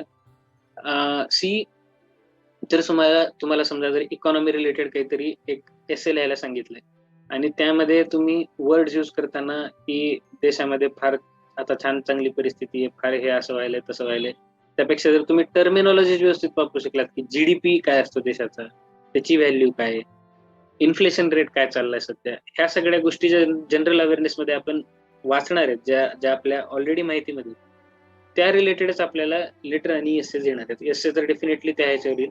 आणि एसेचा सगळ्यात महत्वाचा जो एक प्रिपेअर करायसारखा पार्ट आहे की पॅन्डेमिक मध्ये असलेली इकॉनॉमी, कोविड-19 पोस्ट कोविड इकॉनॉमी काय दिसेल, ह्यावर एक एसेजचं प्रमाण खूप जास्त आहे. आणि जसं की आपण कन्सिडर केलं, प्रिलिम्स मध्ये 1:20 रेशो होता की 1000 जर वॅकन्सीज असतील तर गुणिले 20 म्हणजे 20,000 लोक प्रिलिम्स क्वालिफाय करतील. ते ज्यावेळेस मेन्स मध्ये येतील तर 1:3 रेशो असेल. त्या 20,000 पैकी 3,000 लोक सिलेक्ट केले जातील ऑफिसर केडरसाठी. क्लरिकल केडर मध्ये त्या 20,000 पैकी डायरेक्ट एक्झाम होते आणि ज्यांचं मेरिट लिस्ट मध्ये आले त्यांना डायरेक्ट जॉब, त्यांना कुठं इंटरव्ह्यू द्यायची गरज नाही, काही नाही. तुमचा रिझल्ट ज्यावेळेस येतो त्यावेळेस फक्त नंबर येतो, तुमचं नावही येत नाही, कोणाला माहितीही नसतं, बँकेलाही माहित नसतं कोण जॉईन करणार आहे आपल्याला, काही नाही. नंबर येतो आणि डायरेक्ट तुम्हाला मेलवर अलॉटमेंट लेटर दिलं जातं. ओके, सो ही एक प्रोसेसची ट्रान्सपरन्सी आहे. आणि हा एक नशिबाचा भाग आपण म्हणूया की आधीच्या काळामध्ये जेव्हा जॉब मिळवायसाठी लोकांना इकडे तिकडे फिरावं लागायचं, कुठल्या तरी साहेबाची चिठ्ठी घ्यायची, कोणाला तरी डोनेशन द्यायचं, हा प्रकार ह्या एक्झाम्स मध्ये होतच नाही. कारण ही जी एक प्रोसेस आहे ह्याच्या बँकेशी घेणं देणे नाहीये. बँक फक्त रिक्रुटमेंटला वॅकन्सी कळवतं आणि ज्यावेळेस आपले नंबर्स जनरेट होतात आणि तो नंबर सिलेक्टेड आहे का नाही एवढं फायनल रिझल्ट मध्ये येतं. ओके, क्लरिकल रिक्रुटमेंटची प्रोसेस इथं थांबते की तुम्ही जर ह्या एक्झाम मध्ये जर तुम्ही मेरिट मध्ये आलाय तर तुम्ही यू आर देअर, तुमचं सिलेक्शन झालंय, तुम्हाला अलॉटमेंट होते. ओके, आणि साधारणपणे आता जो IBPS क्लर्कचा एक्झामचा लॉट आहे, पी क्लर्कचा पीओचा, त्यांच्या एक्झाम्स डिसेंबर पर्यंत होऊन जातात सगळे. आणि त्यांची अलॉटमेंट जी आहे, फायनल रिझल्ट 31 मार्चला तुम्हाला दिसतील. आणि हार्डली विदिन 1 or 2 मंथ्स तुमच्या जॉईनिंग होतात. ओके, एप्रिल, मे, मॅक्स जून पर्यंत बँक टू बँक व्हॅरी करतं. काही बँक्समध्ये डॉक्युमेंट व्हेरिफिकेशनची प्रोसेस फेजेसमध्ये करतात, काही जणांची एकदम होते. तर त्या ह्याच्यावर तुमचे एखादा महिना पुढे मागे वॅकन्सीज तुमचे जे प्रॉपर जॉईनिंग आहे ते डिले होत असतं. ओके, आणि जे ऑफिसर केडरचा भाग आहे, तर अगेन ज्यावेळेस तुम्ही जाता, ह्या मेन्समध्ये जे आपण कन्सिडर केलं की समजा 1000 वॅकन्सीज आहेत, तर 3000 लोक शॉर्टलिस्ट होतील थ्रू मेन्स, आणि ते अपेअर होतील next phase which is interview. Okay, again इंटरव्ह्यूला कन्सिडर करताना आपल्याला असं काही वेगळ्या प्रकारचं कन्सिडर करायचं नाही.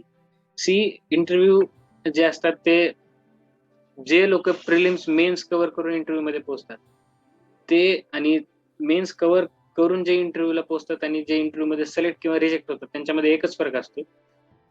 जेव्हा तुम्ही एक गोष्ट लक्षात घ्या, जेव्हा तुम्ही मेन्स पर्यंत जाता ना, त्यावेळेस तुमचा तेवढा नॉलेज बेस आहे की तुम्हाला काही क्वेश्चन विचारला तर तुम्हाला उत्तरं देता येऊ शकतात. फरक एवढा पडतो की तुम्ही ह्या विषयी किती कॉन्फिडंट आहेत. तुम्हाला ज्यावेळेस क्वेश्चन विचारले जातात त्यावेळेस आर यू कॉन्फिडंट इनफ की तुम्ही या गोष्टींची उत्तरं देऊ शकाल, की हो बाबा हे ज्या काही मला क्वेश्चन विचारले जातात त्याविषयीचं माझं जे नॉलेज आहे ते मी पूर्णपणे इथं मांडण्यासाठी प्रिपेअर्ड आहे.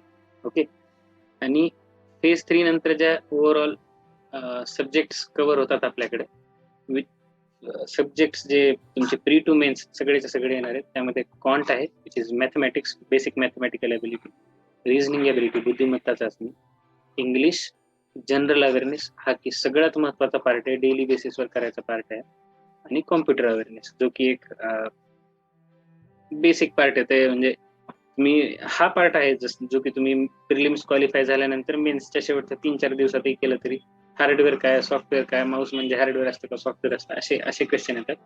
किंवा फार तर फार लँग्वेजेस, खालच्या पैकी लँग्वेजेस कुठली, C++, जावा, विंडोज वगैरे असे ऑप्शन्स येतात. सो ते इतकं काही अवघड नाही. ओके, आणि सगळ्यात महत्वाचं ह्या सगळ्या पार्ट नंतर मला जे वाटतं, मी पर्टिक्युलरली जे एक एक्सपिरियन्स केलं, की तुम्हाला ह्या एक्झाम मध्ये सक्सीड होण्यासाठी सगळ्यात महत्वाची तुमच्याकडे जर सुपर पॉवर काय असेल तर ती डिसिप्लिन आहे.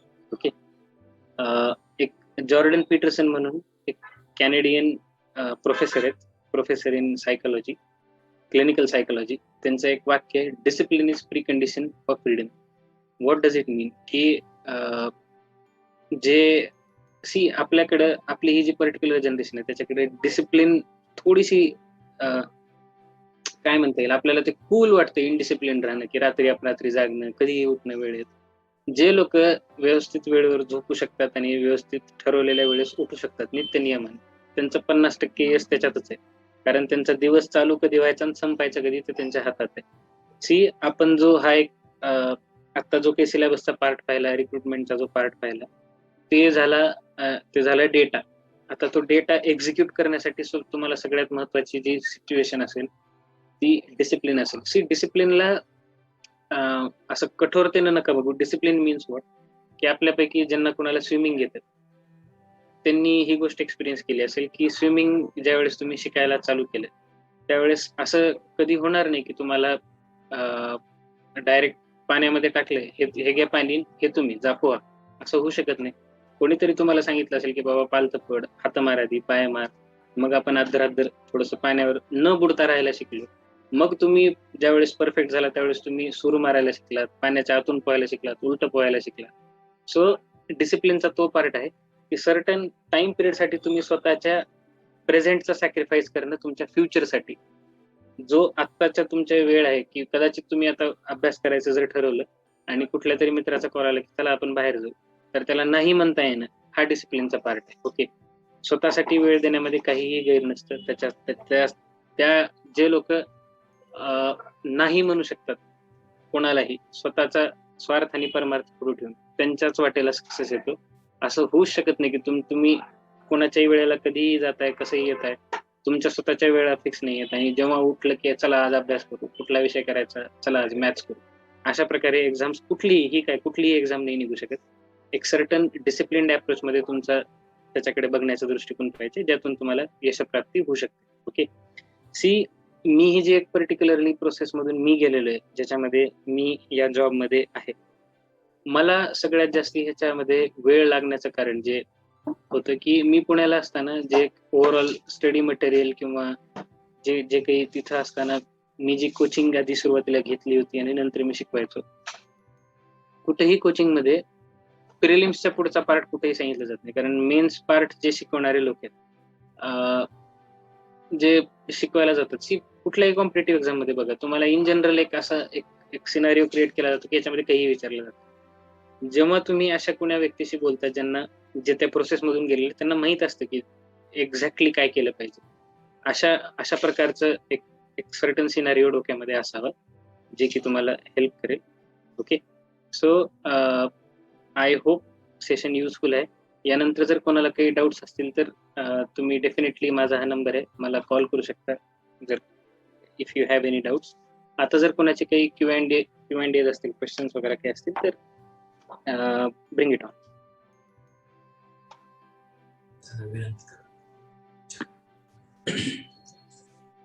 विद्यार्थ्यांना सूचना आहेत, जर आपले काही प्रश्न असतील तर कृपया चॅटबॉक्स मध्ये मेसेज टाईप करावा किंवा बोलून अनम्यूट केले.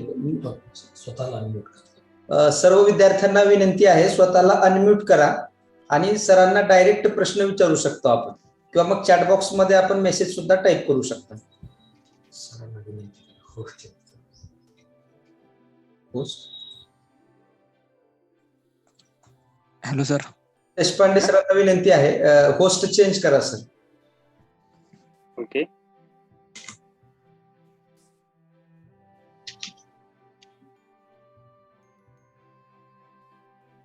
Hello sir. हा बोला. शिंदे रामेश्वर बोलतोय सर. आयबीपीएस क्लर्कला इंटरव्ह्यू असते का? नाही नाही, क्लरिकल केडर साठी इंटरव्ह्यू जाता नाहीये. क्लरिकल केडर मध्ये तुम्ही मेन्स ज्यावेळेस क्वालिफाय करता, मोर दॅन इनफ येते, त्याच्या पुढे काही आणखीन काही पार्ट नाहीये त्याच्या. जेव्हा तुम्ही मेन्स क्वालिफाय करता ते तुमचं फायनल सिलेक्शन असेल. ओके. आयबीपीएस क्लर्कला मेन असते का? मेन्स तर असतेच, मेन्स असतेच सगळ्यांना, पण इंटरव्ह्यूचा पार्ट नाहीये. मेन्स तर सगळीकडे असते, बट तुम्हाला इंटरव्ह्यूचा पार्ट नसतो तिथे. Okay sir. इंटरव्ह्यू प्यूला असते का? येस, ऑफिसर केडरच्या ज्या काही पोस्ट आहेत त्याच ठिकाणी तुम्हाला इंटरव्ह्यूज दिसतील. Okay sir, thank you sir. Welcome. Sir, bank exam मध्ये रिजनिंग आणि ऍप्टिट्यूड टेस्टची तयारी कशी करावी आणि त्यासाठी कुठली पुस्तकं वापरावीत, संदर्भ बुक्स? रिजनिंग आणि ऍप्टिट्यूड साठी म्हणताय ना? हो सर. ऍप्टिट्यूड हा एक फार वेग वर्ड आहे. ऍप्टिट्यूडचं जर तुम्ही मिनिंग लक्षात घेतलं तर मी असं सजेस्ट करेन, बुक्स तुम्हाला बरेचसे भेटतील ज्याच्यामध्ये स्टँडर्ड वे मध्ये अग्रवालचे बुक्स यूज केले जातात.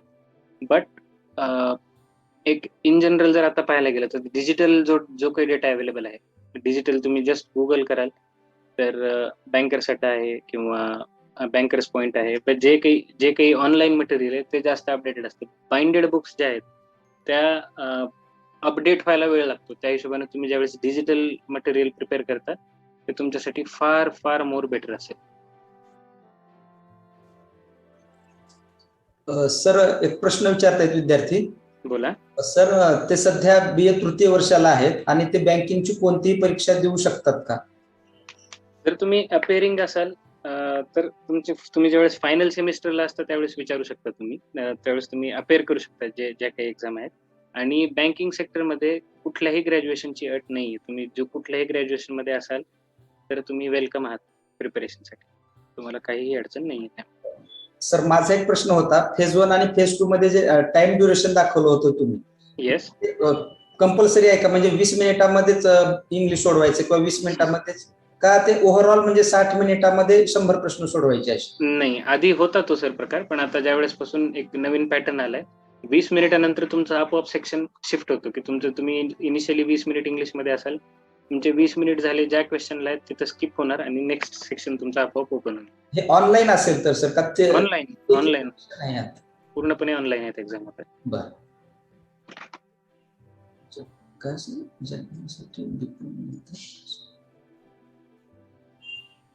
सर ते पासिंग आता इंग्लिश लँग्वेज पुन्हा क्वांटिटिव्ह ऍप्टिट्यूड आणि रिझनिंग ॲबिलिटी याच्यामध्ये पासिंग पर्सेंटेज आहे का? म्हणजे आता 30 प्रश्न 35 किंवा 35 प्रश्न असतात. मग त्याच्यामध्ये पासिंग काही आहे का असं ठराविक की याच्यामध्ये एवढेच पडावे लागतील इंग्लिश लँग्वेज मध्ये किंवा क्वांटिटी ऍप्टिट्यूड मध्ये इतके पडावे लागतील असं काही पासिंग पर्सेंटेज आहे का? प्रिलिम्स मध्ये आधी तसं सेक्शनल कट ऑफ होता ज्यावेळेस जसं सर विचारत होते आता टायमिंग ज्यावेळेस फिक्स नव्हतं की तुम्ही 60 मिनिटात काही करा त्यावेळेस आता ज्यावेळेस तुम्हाला फिक्स टायमिंग दिलेलं त्यावेळेस सेक्शनल कट ऑफ त्यांनी काढून टाकलाय. मेन्स मध्ये अजून सुद्धा आहे. मेन्स मध्ये ती सिस्टीम आहे कारण मेन्स मध्ये एनिवे कमी मार्क्सचा कट ऑफ येतो. जसं प्रिलिम्स मध्ये आपण 100 पैकी कधी कधी 60 70 80 पर्यंत सुद्धा कट ऑफ जातो. सो ते मेन्स मध्ये पाहायला भेटत नाही. मेन्स मध्ये एनिवे क्वेश्चन लिमिटेड असतात पण तुम्ही जे काही क्वेश्चन घेताय ते तुम्हाला आले पाहिजेत. हा एक महत्वाचा मुद्दा आहे. त्याच्यामुळे मेन्स मध्ये तुम्हाला हे दिसेल की सेक्शनल कट ऑफ ज्याला म्हणतो तो आहे आपल्याकडे. Okay sir, thank you. Welcome. Sir, एका विद्यार्थ्याचा प्रश्न आहे, म्हणजे बँकिंग सेक्टरमध्ये जाण्यासाठी बीकॉम नंतर पहिली स्टेप काय घ्यावी, कोणती घ्यावी? बँकिंग स्टेप मध्ये येण्यासाठी बँकिंग इंडस्ट्रीमध्ये येण्यासाठी सगळ्यात महत्वाचा मुद्दा जो आहे तुम्ही यंत्रणेविषयी जागरूक असणं. हे जे आपण रिक्रुटमेंट प्रोसेसमध्ये आपण बोललो की मॅथ्स लागतं, त्याच्यामध्ये रिझनिंग लागतं, हे विथ टाइम होणारे तुमचे सब्जेक्ट्स आहेत जे की बेसिक एफटी आहे. प्रिलिम्सचा जो पार्ट आहे तो अतिशय सोपा आहे. एक सर्टन वे मध्ये त्याला अप्रोच केलं, एक प्रॉपर त्याचे प्रिपरेशन लाईन्स असतील तर तुम्ही ते विदिन नो टाइम सॉल्व्ह करू शकता. फॉर एक्झाम्पल माझी लहान बहीण आता तिने IBPS SBI क्लर्कचा अटेम्प्ट दिला. तिचं मॉक टेस्ट मध्ये अटेम्प्ट 53-54 पर्यंत जात होता.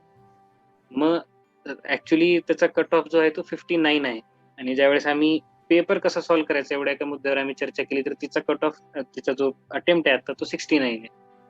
प्रिलिम्स मध्ये इतका काही तुम्हाला अडचण येणार नाहीये. मेन्सचा जो पार्ट आहे प्रिलिम्स मध्ये एक सर्टन वे मध्ये अप्रोच असला तुमचं निघून जाईल.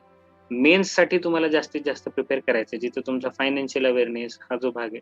तर आत्तापासून जे तुम्ही बीकॉम मध्ये किंवा ग्रॅज्युएशन मध्ये जे कोणी स्टुडंट्स आहेत त्यांनी एक गोष्ट लक्षात ठेवा की सुदैवानं आपण सगळे आता ग्रॅज्युएशनच्या फायनल इयर सेकंड इयर किंवा त्या रेंजमध्ये आहेत तुम्ही सुद्धा.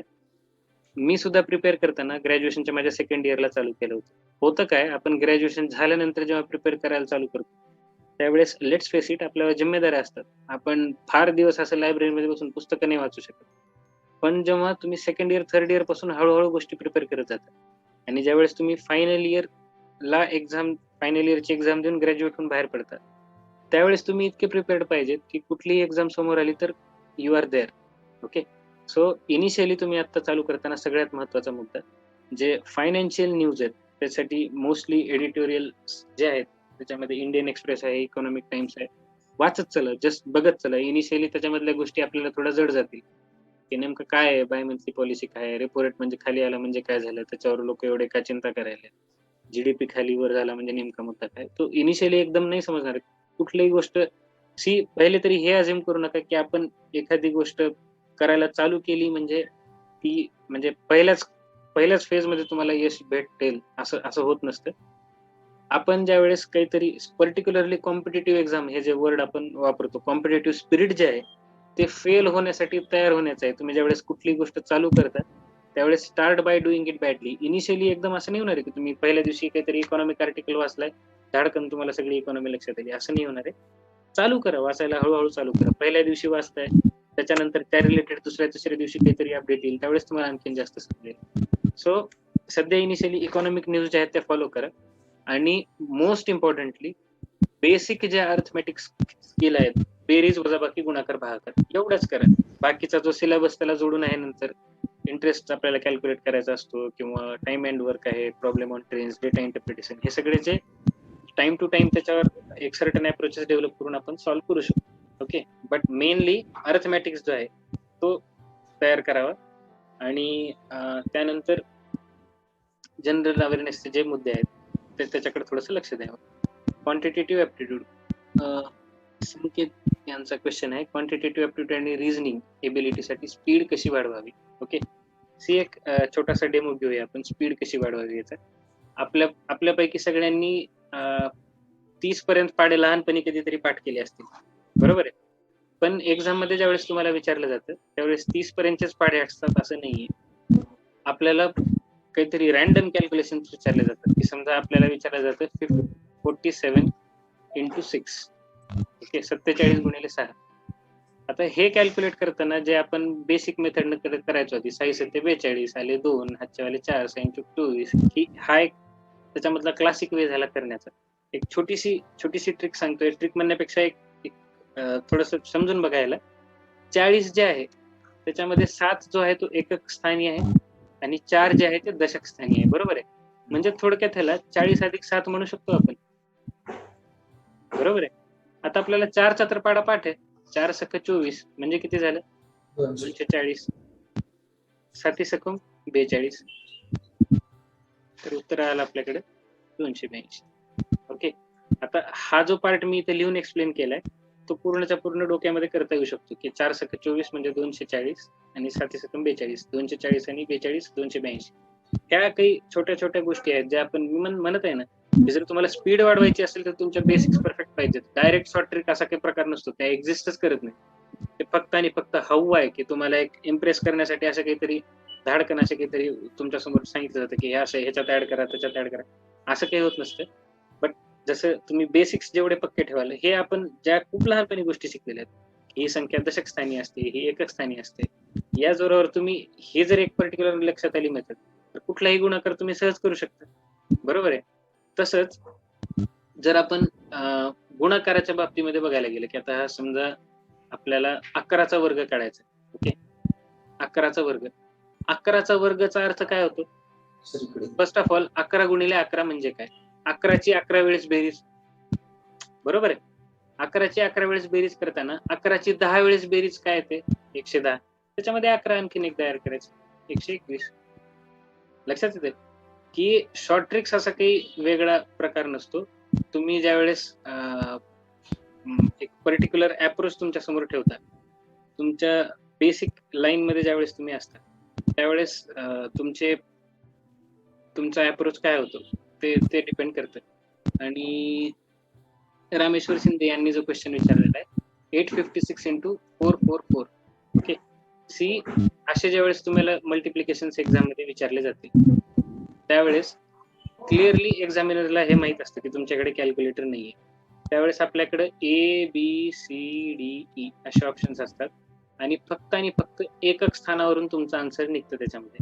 6 तर ज्याच्या एकक स्थानी 4 आहे, ज्याच्या कुठे एकक स्थानी 4 दिसेल ते तुमचा आन्सर असेल. असे बऱ्याच वेगवेगळ्या पद्धतीने अप्रोच करता येतात क्वेश्चन्स, ओके.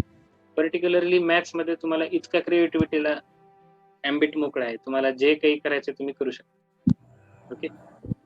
त्यानंतर सर BSc च्या नंतर कोणती स्टेप करावी की आपण बँकमध्ये जाता येतं? सी शालिनी सूर्यवंशी यांचा क्वेश्चन आहे. सी BSc किंवा कुठल्याही ग्रॅज्युएशन मध्ये तुम्ही असाल तर ग्रॅज्युएशन नंतर तुम्ही प्रोबेशनरी ऑफिसर, क्लरिकल या 2 पोस्टसाठी एलिजिबल आहेत, प्लस RBI ची असिस्टंट आणि ग्रेड बी यासाठी एलिजिबल आहेत, RRB साठी एलिजिबल आहेत, SBI साठी एलिजिबल आहेत. ज्या ग्रॅज्युएशन बेस्ड एक्झाम आहेत त्या सगळ्यासाठी करतायत आणि सगळ्यासाठी एकच सूत्र महत्वाचं आहे की तुमचा फायनान्शियल अवेअरनेसचा पार्ट पक्का पाहिजे. कारण तो एक मुद्दा आहे ज्याच्याकडे सरसकट सगळेजण निग्लेक्ट करतात. प्रिलिम्स सगळ्यांची जवळपास निघू शकते, प्रिलिम्ससाठी एक सर्टन वे मध्ये प्रयत्न केला तर निघते, पण मेन्स साठी लॉंग टर्म अजेंडा ठेवून प्रिपेअर करणं ते जास्त आवश्यक आहे. त्यासाठी आता जरी तुम्ही जनरल अवेअरनेसचे पॉईंट फॉलो करा आणि जसं मी म्हणलं की तुम्हाला इनिशियल पॉइंट्स आहेत जे की सगळे ऍडिशन, सबट्रॅक्शन, मल्टिप्लिकेशन आणि डिव्हिजन, त्याच्यावर जरी काम करत राहिला यू आर देअर, तुमचं 100% त्या पॉइंटला सिलेक्शन होईल, okay. Whether there is special post in banking sector based on MSc mathematics? No, mathematics साठी वेगळी काही अशी पोस्ट नसते. सी इंडस्ट्रीला ज्या काही हेल्पफुल गोष्टी त्यासाठी असेल, ऍग्रिकल्चरल लोन होतात, ऍग्रिकल्चरची पोस्ट आहे, IT ची पोस्ट असते कारण सगळंच डिजिटल मोडवर चालत आहे, ओके. सगळ्याच पोस्ट ग्रॅज्युएशन साठी पोस्ट नसते, but definitely you can try out for other post, जसं की ऑफिसरच्या पोस्ट आहेत किंवा RBIच्या पोस्ट आहेत, SBIच्या पोस्ट आहेत, तिथं तुम्ही जाऊ शकता. ओके. आणखीन काही क्वेश्चन्स?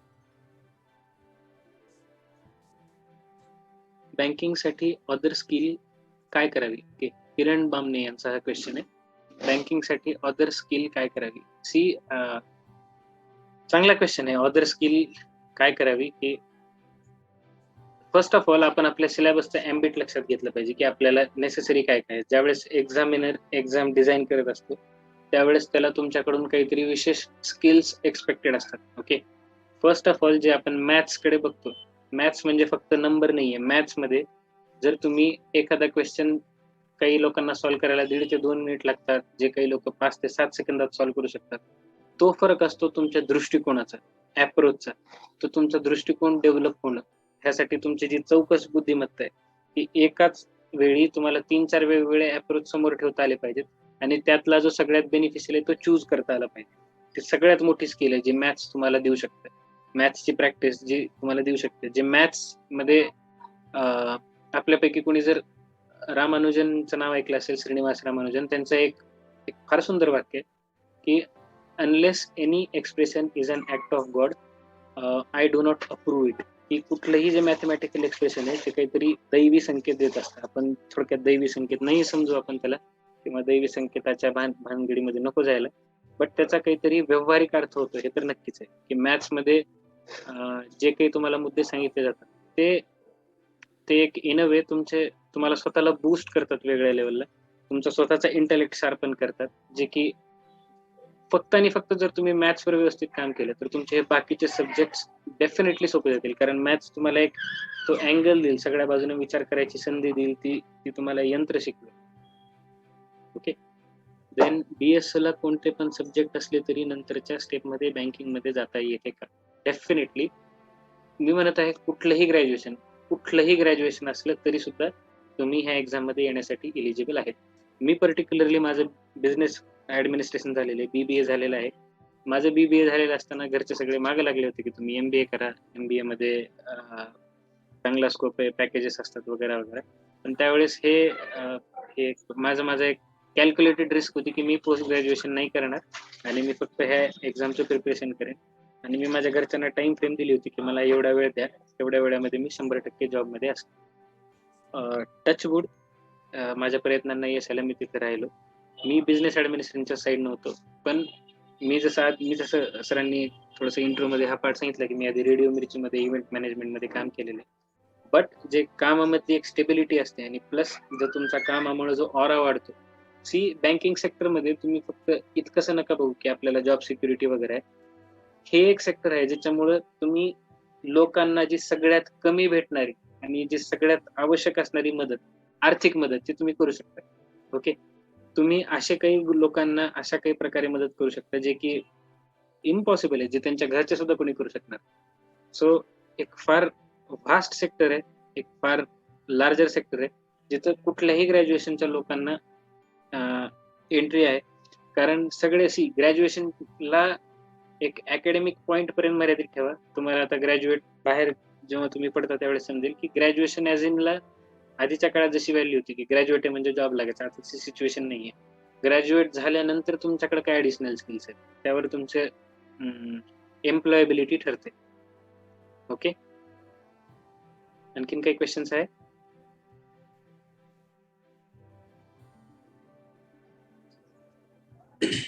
आणखी कुणाला प्रश्न असतील किंवा मेसेज टाईप करू शकता चॅट.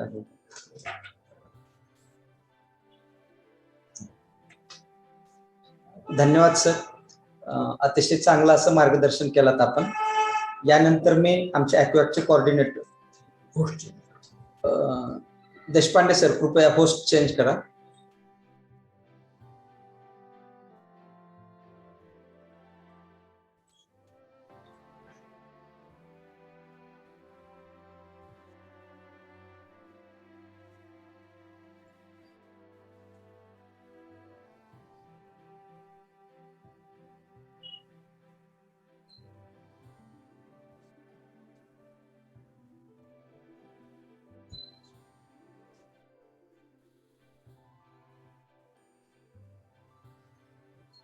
आपल्याला नाही करता येत.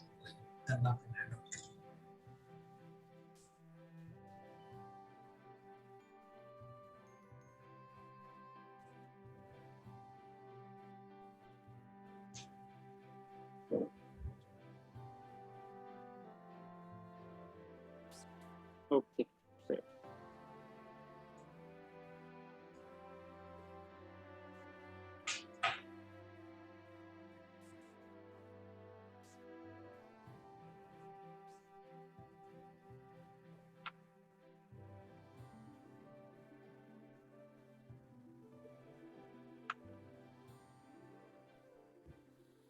उचलत नाही.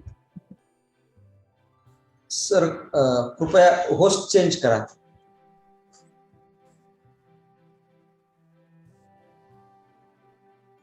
हॅलो हा, बोला. देशपांडे सर, आवाज पोहोचतोय का? हा, पोचतोय सर, पोचतोय. सर आपण स्वतःच्या ह्याच्यापाशी गेला त्या ठिकाणी 3 बटन आहेत ना, त्या 3 बटनला क्लिक करा. चेंज द होस्ट म्हणून किंवा मेक अ होस्ट म्हणून ऑप्शन येतो सर हम्म, तुमच्या स्वतःपाशी. माझ्या स्क्रीनवर IQAC दिसतंय सर, IQAC SHMU. त्यांना तुम्ही होस्ट करा सर. रिमोट कंट्रोल मध्ये आहे का सर? नाही, तुम्ही काय करा सर, तुमच्या साईडला बघा पार्टिसिपंटची यादी येते ना, पार्टिसिपंटच्या यादीमध्ये IQAC SHMU म्हणून आहे. ओके ओके त्या ठिकाणी जा आणि मोरचं बटन क्लिक करा सर. ओके मोरच्या बटन मध्ये मेक अ होस्ट नावाचा ऑप्शन येतो. Okay sir. Okay, thank you. Yes.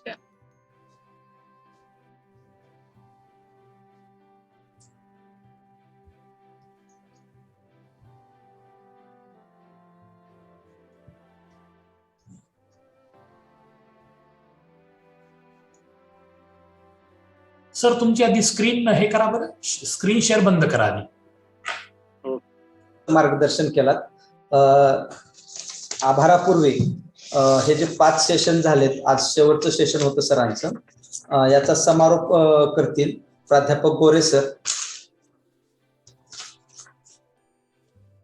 नमस्कार मित्र, सर्वप्रथम मी देशपांडे सरांचे आभार व्यक्त करतो, कारण की आज आपण हे 5वं सत्र या ठिकाणी घेतलेलं आहे आणि आजचा टॉपिक होता how to prepare for banking examinations. एक भाषेचा प्राध्यापक म्हणून मला खरोखर देशपांडे सरांचं कौतुक करावं असं वाटतं की आपलं जे व्हॉइस मॉड्युलेशन आहे सर, ते खरोखर खूप उत्कृष्ट आहे.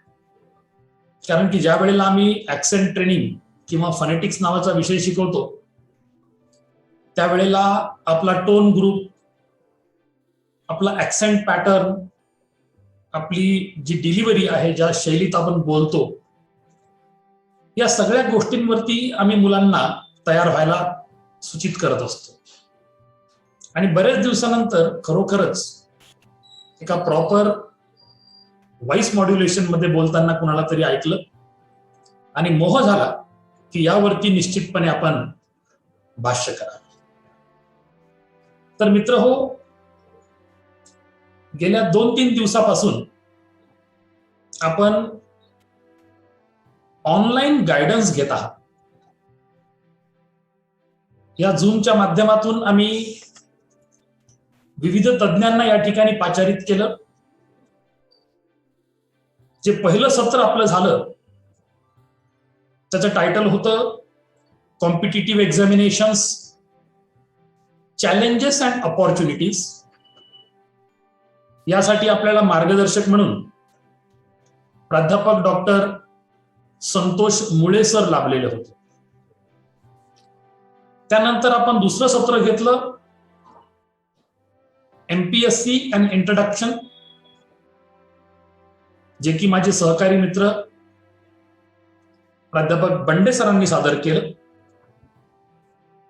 तसंच कालही आपण 2 सत्र घेतली,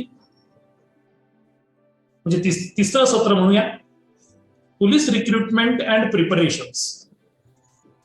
आमच्याकडल्या अनेक विद्यार्थ्यांची अभिलाषा असते आणि ते बोलूनही दाखवतात की सर मी पोलीस शिपाई पदासाठी तयारी करत आहे, आणि म्हणून आवर्जून याच्यावरती देखील आपण एखादं सत्र घ्यावं असा आमचा मानस होता. आणि त्यासाठी मिस्टर MS मुसळे यांना आम्ही पाचारित केलं होतं, जे की या सगळ्या पोलीस रिक्रुटमेंटच्या प्रक्रियेतून जाऊन सध्या पोलीस कर्मचारी म्हणून कार्यरत आहेत. उदगीर PS या ठिकाणी. नंतरचं एक सत्र आपलं झालं ते म्हणजे preparing for set and net. अनेक विद्यार्थी, विशेष करून PGचे विद्यार्थी सकारात्मक विचार करतात की आपणही शिक्षण क्षेत्रामध्ये प्राध्यापक म्हणून प्रस्थापित व्हावं. तर प्राध्यापक होण्यासाठी जी किमान पात्रता आहे ती आहे सेट नेट महाविद्यालय स्तरावर. आणि जर आपल्याला विद्यापीठ स्तरावरती प्राध्यापक व्हायचं असेल तर आपल्याला PhD असणं आवश्यक आहे. तर अशा प्रकारचं मार्गदर्शन आमचे सहकारी मित्र प्राध्यापक डॉक्टर NG यमेकर सरांनी सादर केलं. आणि आज जे आपलं 5वं सत्र झालं ते आजचे मार्गदर्शक मिस्टर आदित्य देशपांडे, जे की सध्या bank of Maharashtra Latur branch मध्ये कार्यरत आहे आणि अतिशय प्रभावी शैलीमध्ये मुद्देसूद स्टेप टू स्टेप जे काही या ठिकाणी अपेक्षित होतं आम्हाला ते सरांनी अतिशय मार्मिक शब्दात आपल्यापर्यंत पोहोचवलंय. आणि जे विद्यार्थी ह्या लाईव्ह सेशनला उपलब्ध आहेत, मग ते विविध शाखा क्षेत्रातले असो, आर्ट्स, कॉमर्स, सायन्सेस किंवा इतर काही, त्यांच्यापर्यंत निश्चितपणे ही गोष्ट फार व्यवस्थित पद्धतीनं पोहोचलेली आहे.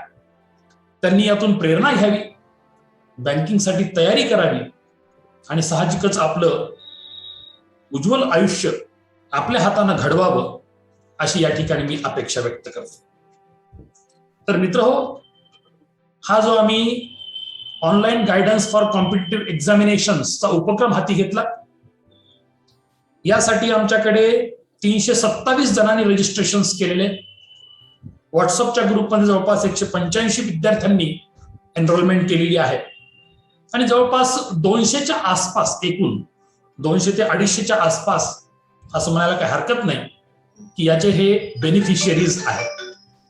आता बरेच वेळेला असं होतंही किंवा आपणही अवतीभोवती बघतो की रजिस्ट्रेशन करण्यासाठी खूप उत्सुक असतात, परंतु वास्तवात आपली उपस्थिती त्या कार्यक्रमाला बरेच वेळेला दिसत नाही.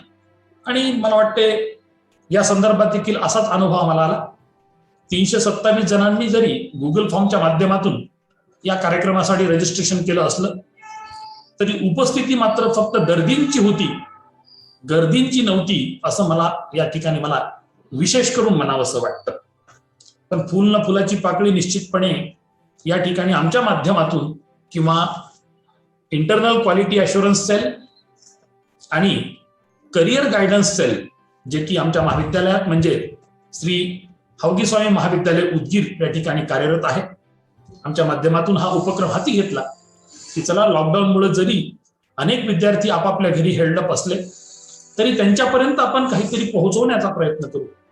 आणि हा आमचा दुसरा उपक्रम होता. खरं तर मेच्या महिन्यामध्ये दर रविवारी आम्ही इंटरनॅशनल लेवलला स्किल डेव्हलपमेंट प्रोग्राम घेतला होता. भारतातूनच नव्हे तर भारतातल्या अनेक राज्यातून आणि विशेष म्हणजे देशाबाहेरील 7 राष्ट्रातून त्या ठिकाणी आम्हाला पार्टिसिपेशन लाभलेले होते. आणि खरोखर ते ग्रँड सक्सेस तो स्किल डेव्हलपमेंट होता. आणि त्यातूनच प्रेरित होऊन आम्ही या ठिकाणी करिअर डेव्हलपमेंट आपल्याला ऑनलाईन करता येईल का ही भूमिका समोर ठेवली आणि कार्यरत झालो. परंतु ज्या प्रकारे आम्हाला अपेक्षा होती की ज्या पद्धतीनं विद्यार्थी खरंच या ठिकाणी उपस्थित होतील आणि फायदा घेतील, परंतु कदाचित परीक्षा जवळ आलेल्या आहेत. आता उद्यापासून MCOMच्या परीक्षा सुरू होत आहेत किंवा PGच्या होत आहेत. लवकरच offline BA, BCom, BSc first to third पर्यंत एक्झाम सुरू होतील. कदाचित त्यामुळे देखील संख्या ही रोडावली असेल असं म्हणायला काही हरकत नाही आणि ते वास्तव आहे. परंतु जे काही 200 ते 250 विद्यार्थी या ठिकाणी या संपूर्ण कार्यक्रमाचे बेनिफिशियरी आहेत त्यांच्यापर्यंत आम्ही पोहोचलो.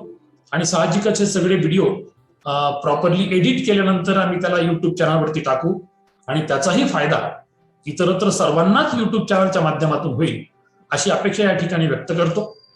आमच्या महाविद्यालयाचे प्राचार्य माननीय डॉक्टर लोहारे मॅडम यांनी आम्हाला ही संधी उपलब्ध करून दिली. माझे सहकारी प्राध्यापक बंडे सर यांनी अतिशय सुंदर कोऑर्डिनेशन केलं आणि मी स्वतः IQAC कोऑर्डिनेटर म्हणून आणि ह्या कार्यक्रमाचा कन्व्हेनर म्हणून फुल नाही फुलाची पाकळी आपल्यापर्यंत काहीतरी सादर करू शकलो, त्याचा आनंद होतो. आणि एवढे या ठिकाणी 4 शब्द बोलून मी माझा या कार्यक्रमाचा समारोप करतो आणि बंडे सरांनी मला 2 मिनिटं बोलण्याची संधी दिली त्याबद्दल धन्यवाद. ओव्हर टू यू बंडे सर. धन्यवाद सर. खरं तर 5 सेशन या 3 दिवसांमध्ये अतिशय चांगल्या पद्धतीने घेण्यात आले. ते किती यशस्वी झाले हे जास्त आम्हाला विद्यार्थी सांगू शकतील. खरं तर या 5ही सेशनमध्ये आपल्या महाविद्यालयाच्या विद्यार्थ्यांनी अतिशय चांगले प्रश्न सुद्धा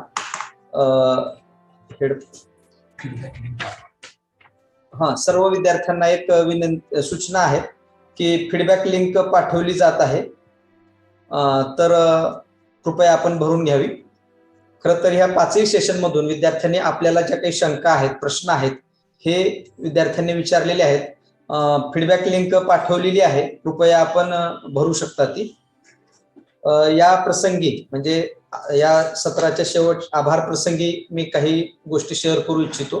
खरं तर हे 5 म्हणजे वेगवेगळ्या क्षेत्राशी संबंधित असलेले बँकिंग, पोलीस भरती, सेटनेट आणि MPSC किंवा स्पर्धा परीक्षा हे 4ही सेशन जे आहेत ते अतिशय महत्वाचे आहेत आणि यामधून जो विद्यार्थ्यांचा कल लक्षात येईल, कारण सरांनी आत्ताच म्हटल्याप्रमाणे गर्दीपेक्षा दर्दींची आवश्यकता जास्त असते. गर्दी महत्वाची नाही तर म्हणजे कमी असले तरी महत्वाचं असतं ते म्हणजे जे टू द पॉइंट चालणारे आहेत किंवा ज्यांना या परीक्षांमधनं खरंच स्वतःचं करिअर आणि आपलं भविष्य कुटुंबाचं आहे, आपल्या देशाचं आहे, घडवायचं आहे, अशा विद्यार्थ्यांसाठी आम्ही याच्या पुढे सुद्धा म्हणजे त्यांचे स्वतंत्र ग्रुप्स तयार करून व्हॉट्सअपवरती म्हणजे बँकिंगची आवड असणाऱ्यांना फक्त बँकिंगचाच ग्रुप करून आपण त्यांना बँकिंगचा अधिकाधिक कशा पद्धतीनं मटेरियलच्या स्वरूपामध्ये किंवा अशाच पद्धतीनं ऑनलाईन क्लासेसच्या म्हणजे स्वरूपामध्ये कशा पद्धतीनं त्यांना हे करता येईल म्हणजे मार्गदर्शन करता येईल विद्यार्थ्यांना. कारण अजूनही आता कोरोनाची 3ऱ्या लाटेची शक्यता आहे, त्यामुळं आपल्याला सध्या तरी ऑनलाईन स्तरावरतीच ह्या सगळ्या गोष्टी कंडक्ट कराव्या लागतील. जेव्हा हे सगळं सुरळीत होईल तेव्हा ऑफलाईन आपण अधिक प्रभावीपणे करू शकतो.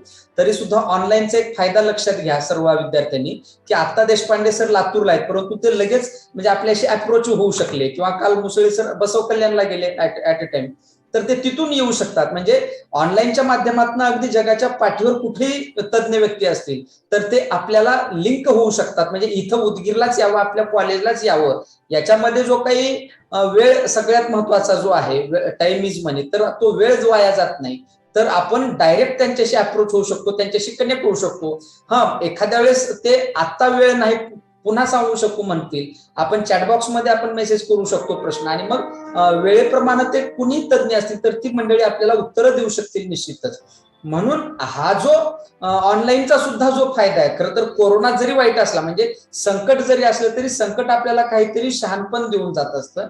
आणि मग या कोरोनाच्या काळामध्ये सुद्धा म्हणजे आतापर्यंत जे आपण ऑनलाईन आपण कुठंच नव्हतो ऑनलाईन, म्हणजे ऑनलाईन क्लास असू शकतो ही संकल्पनाच बहुतांश आपल्याला माहिती नव्हती, ती अगदी उच्च स्तरावरती होती. तर ही जी संकल्पना आहे तर ही संकल्पना अतिशय चांगली आहे, तिचा किती प्रभावीपणे आपण वापर करू हे आपल्यावरती अवलंबून आहे. शेवटी तंत्रज्ञान आहे ते, तर त्या तंत्रज्ञानाचा किती प्रभावीपणे योग्य पद्धतीने आपण वापर करू शकतो तर अगदी हे महत्वाचं आहे. आणि म्हणून विद्यार्थ्यांनी या तंत्रज्ञानाचा सुद्धा आपण अतिशय चांगला उपयोग करून घेऊ शकू.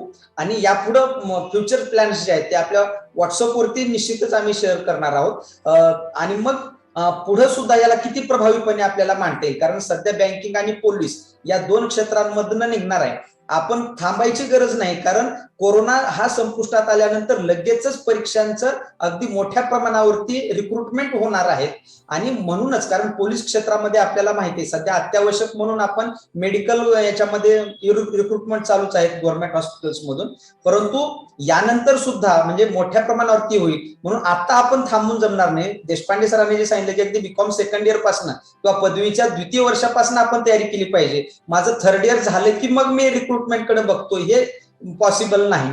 तर अगदी म्हणजे 1st इयर 2nd इयर पासून जर आपण त्याच्याशी निगडीत असू तर आपण 3rd इयर झालं की आपण निश्चितच अगदी म्हणजे सरांनी सांगितल्याप्रमाणे लगेच आपण ते आव्हान स्वीकारू शकतो. आणि जेवढ्या कमी वयामध्ये आपण लागू तेवढं आपण जास्त पुढे जाऊ शकतो, पॉसिबिलिटीज असतात. आपण तरुण वयामध्ये जर लागलो तर आपण नवनवीन तंत्रज्ञान किंवा नवनवीन माहिती आपण शेअर करू शकतो आणि आपण प्रगती करू शकतो स्वतःची आणि आपल्या पर्यायानं देशाची आहे, जगाची. आणि म्हणून खरंच मला देशपांडे सरांचं कौतुक वाटतं की सरांनी अतिशय चांगल्या पद्धतीनं अतिशय हा जो विषय आहे जो आम्हाला अवघड वाटला तो अतिशय सोप्या पद्धतीनं सरांनी सांगितलं. सरांचे खरंच आभार आहेत आणि सरांना वेळ मिळावा आमच्यासाठी म्हणून आम्ही सरांना आजचा रविवार हा सरांसाठी आम्ही निश्चित केला. सरांनी खरंच ऑनलाईन मार्गदर्शन केलं, त्याबद्दल मी सरांचे हावगी महाविद्यालयाच्या वतीनं, ॲक्वॅक आणि स्पर्धा परीक्षा या सर्वांच्या वतीनं आणि माझ्या व्यक्तिशः मी सरांचे हार्दिक आभार मानतो. खरं तर सरांनी रेडिओ मिर्ची सारखा प्रोग्राम कंडक्ट केलेला, म्हणजे सरांचे क्षेत्र दुसरं होतं, त्यांनी दुसरं सेक्टर म्हणजे मनोरंजनाच्या क्षेत्रातनं ते बँकिंगच्या आर्थिक क्षेत्रामध्ये आलेले आहेत आणि खरंच सरांचं मला कौतुक वाटतं. पुनश्च एकदा मी सरांचे आतापर्यंत ज्यांनी 5 जणांनी जे सेशन कंडक्ट म्हणजे मार्गदर्शन केलं सर्वांचे आणि महाविद्यालयाचे प्राचार्य तसंच गोरे सर ॲक्वॅकचे चेअरमन या सगळ्यांचे मी आभार मानतो. आणि यानंतरही जर काही शंका असतील विद्यार्थ्यांच्या काही असेल तर आम्हाला विचारू शकता. तर पुन्हा एकदा देशपांडे सरांची आभार मानतो आणि सर्वांचे आभार मानतो आणि हे सत्र इथं संपलं असं मी घोषित करतो. धन्यवाद.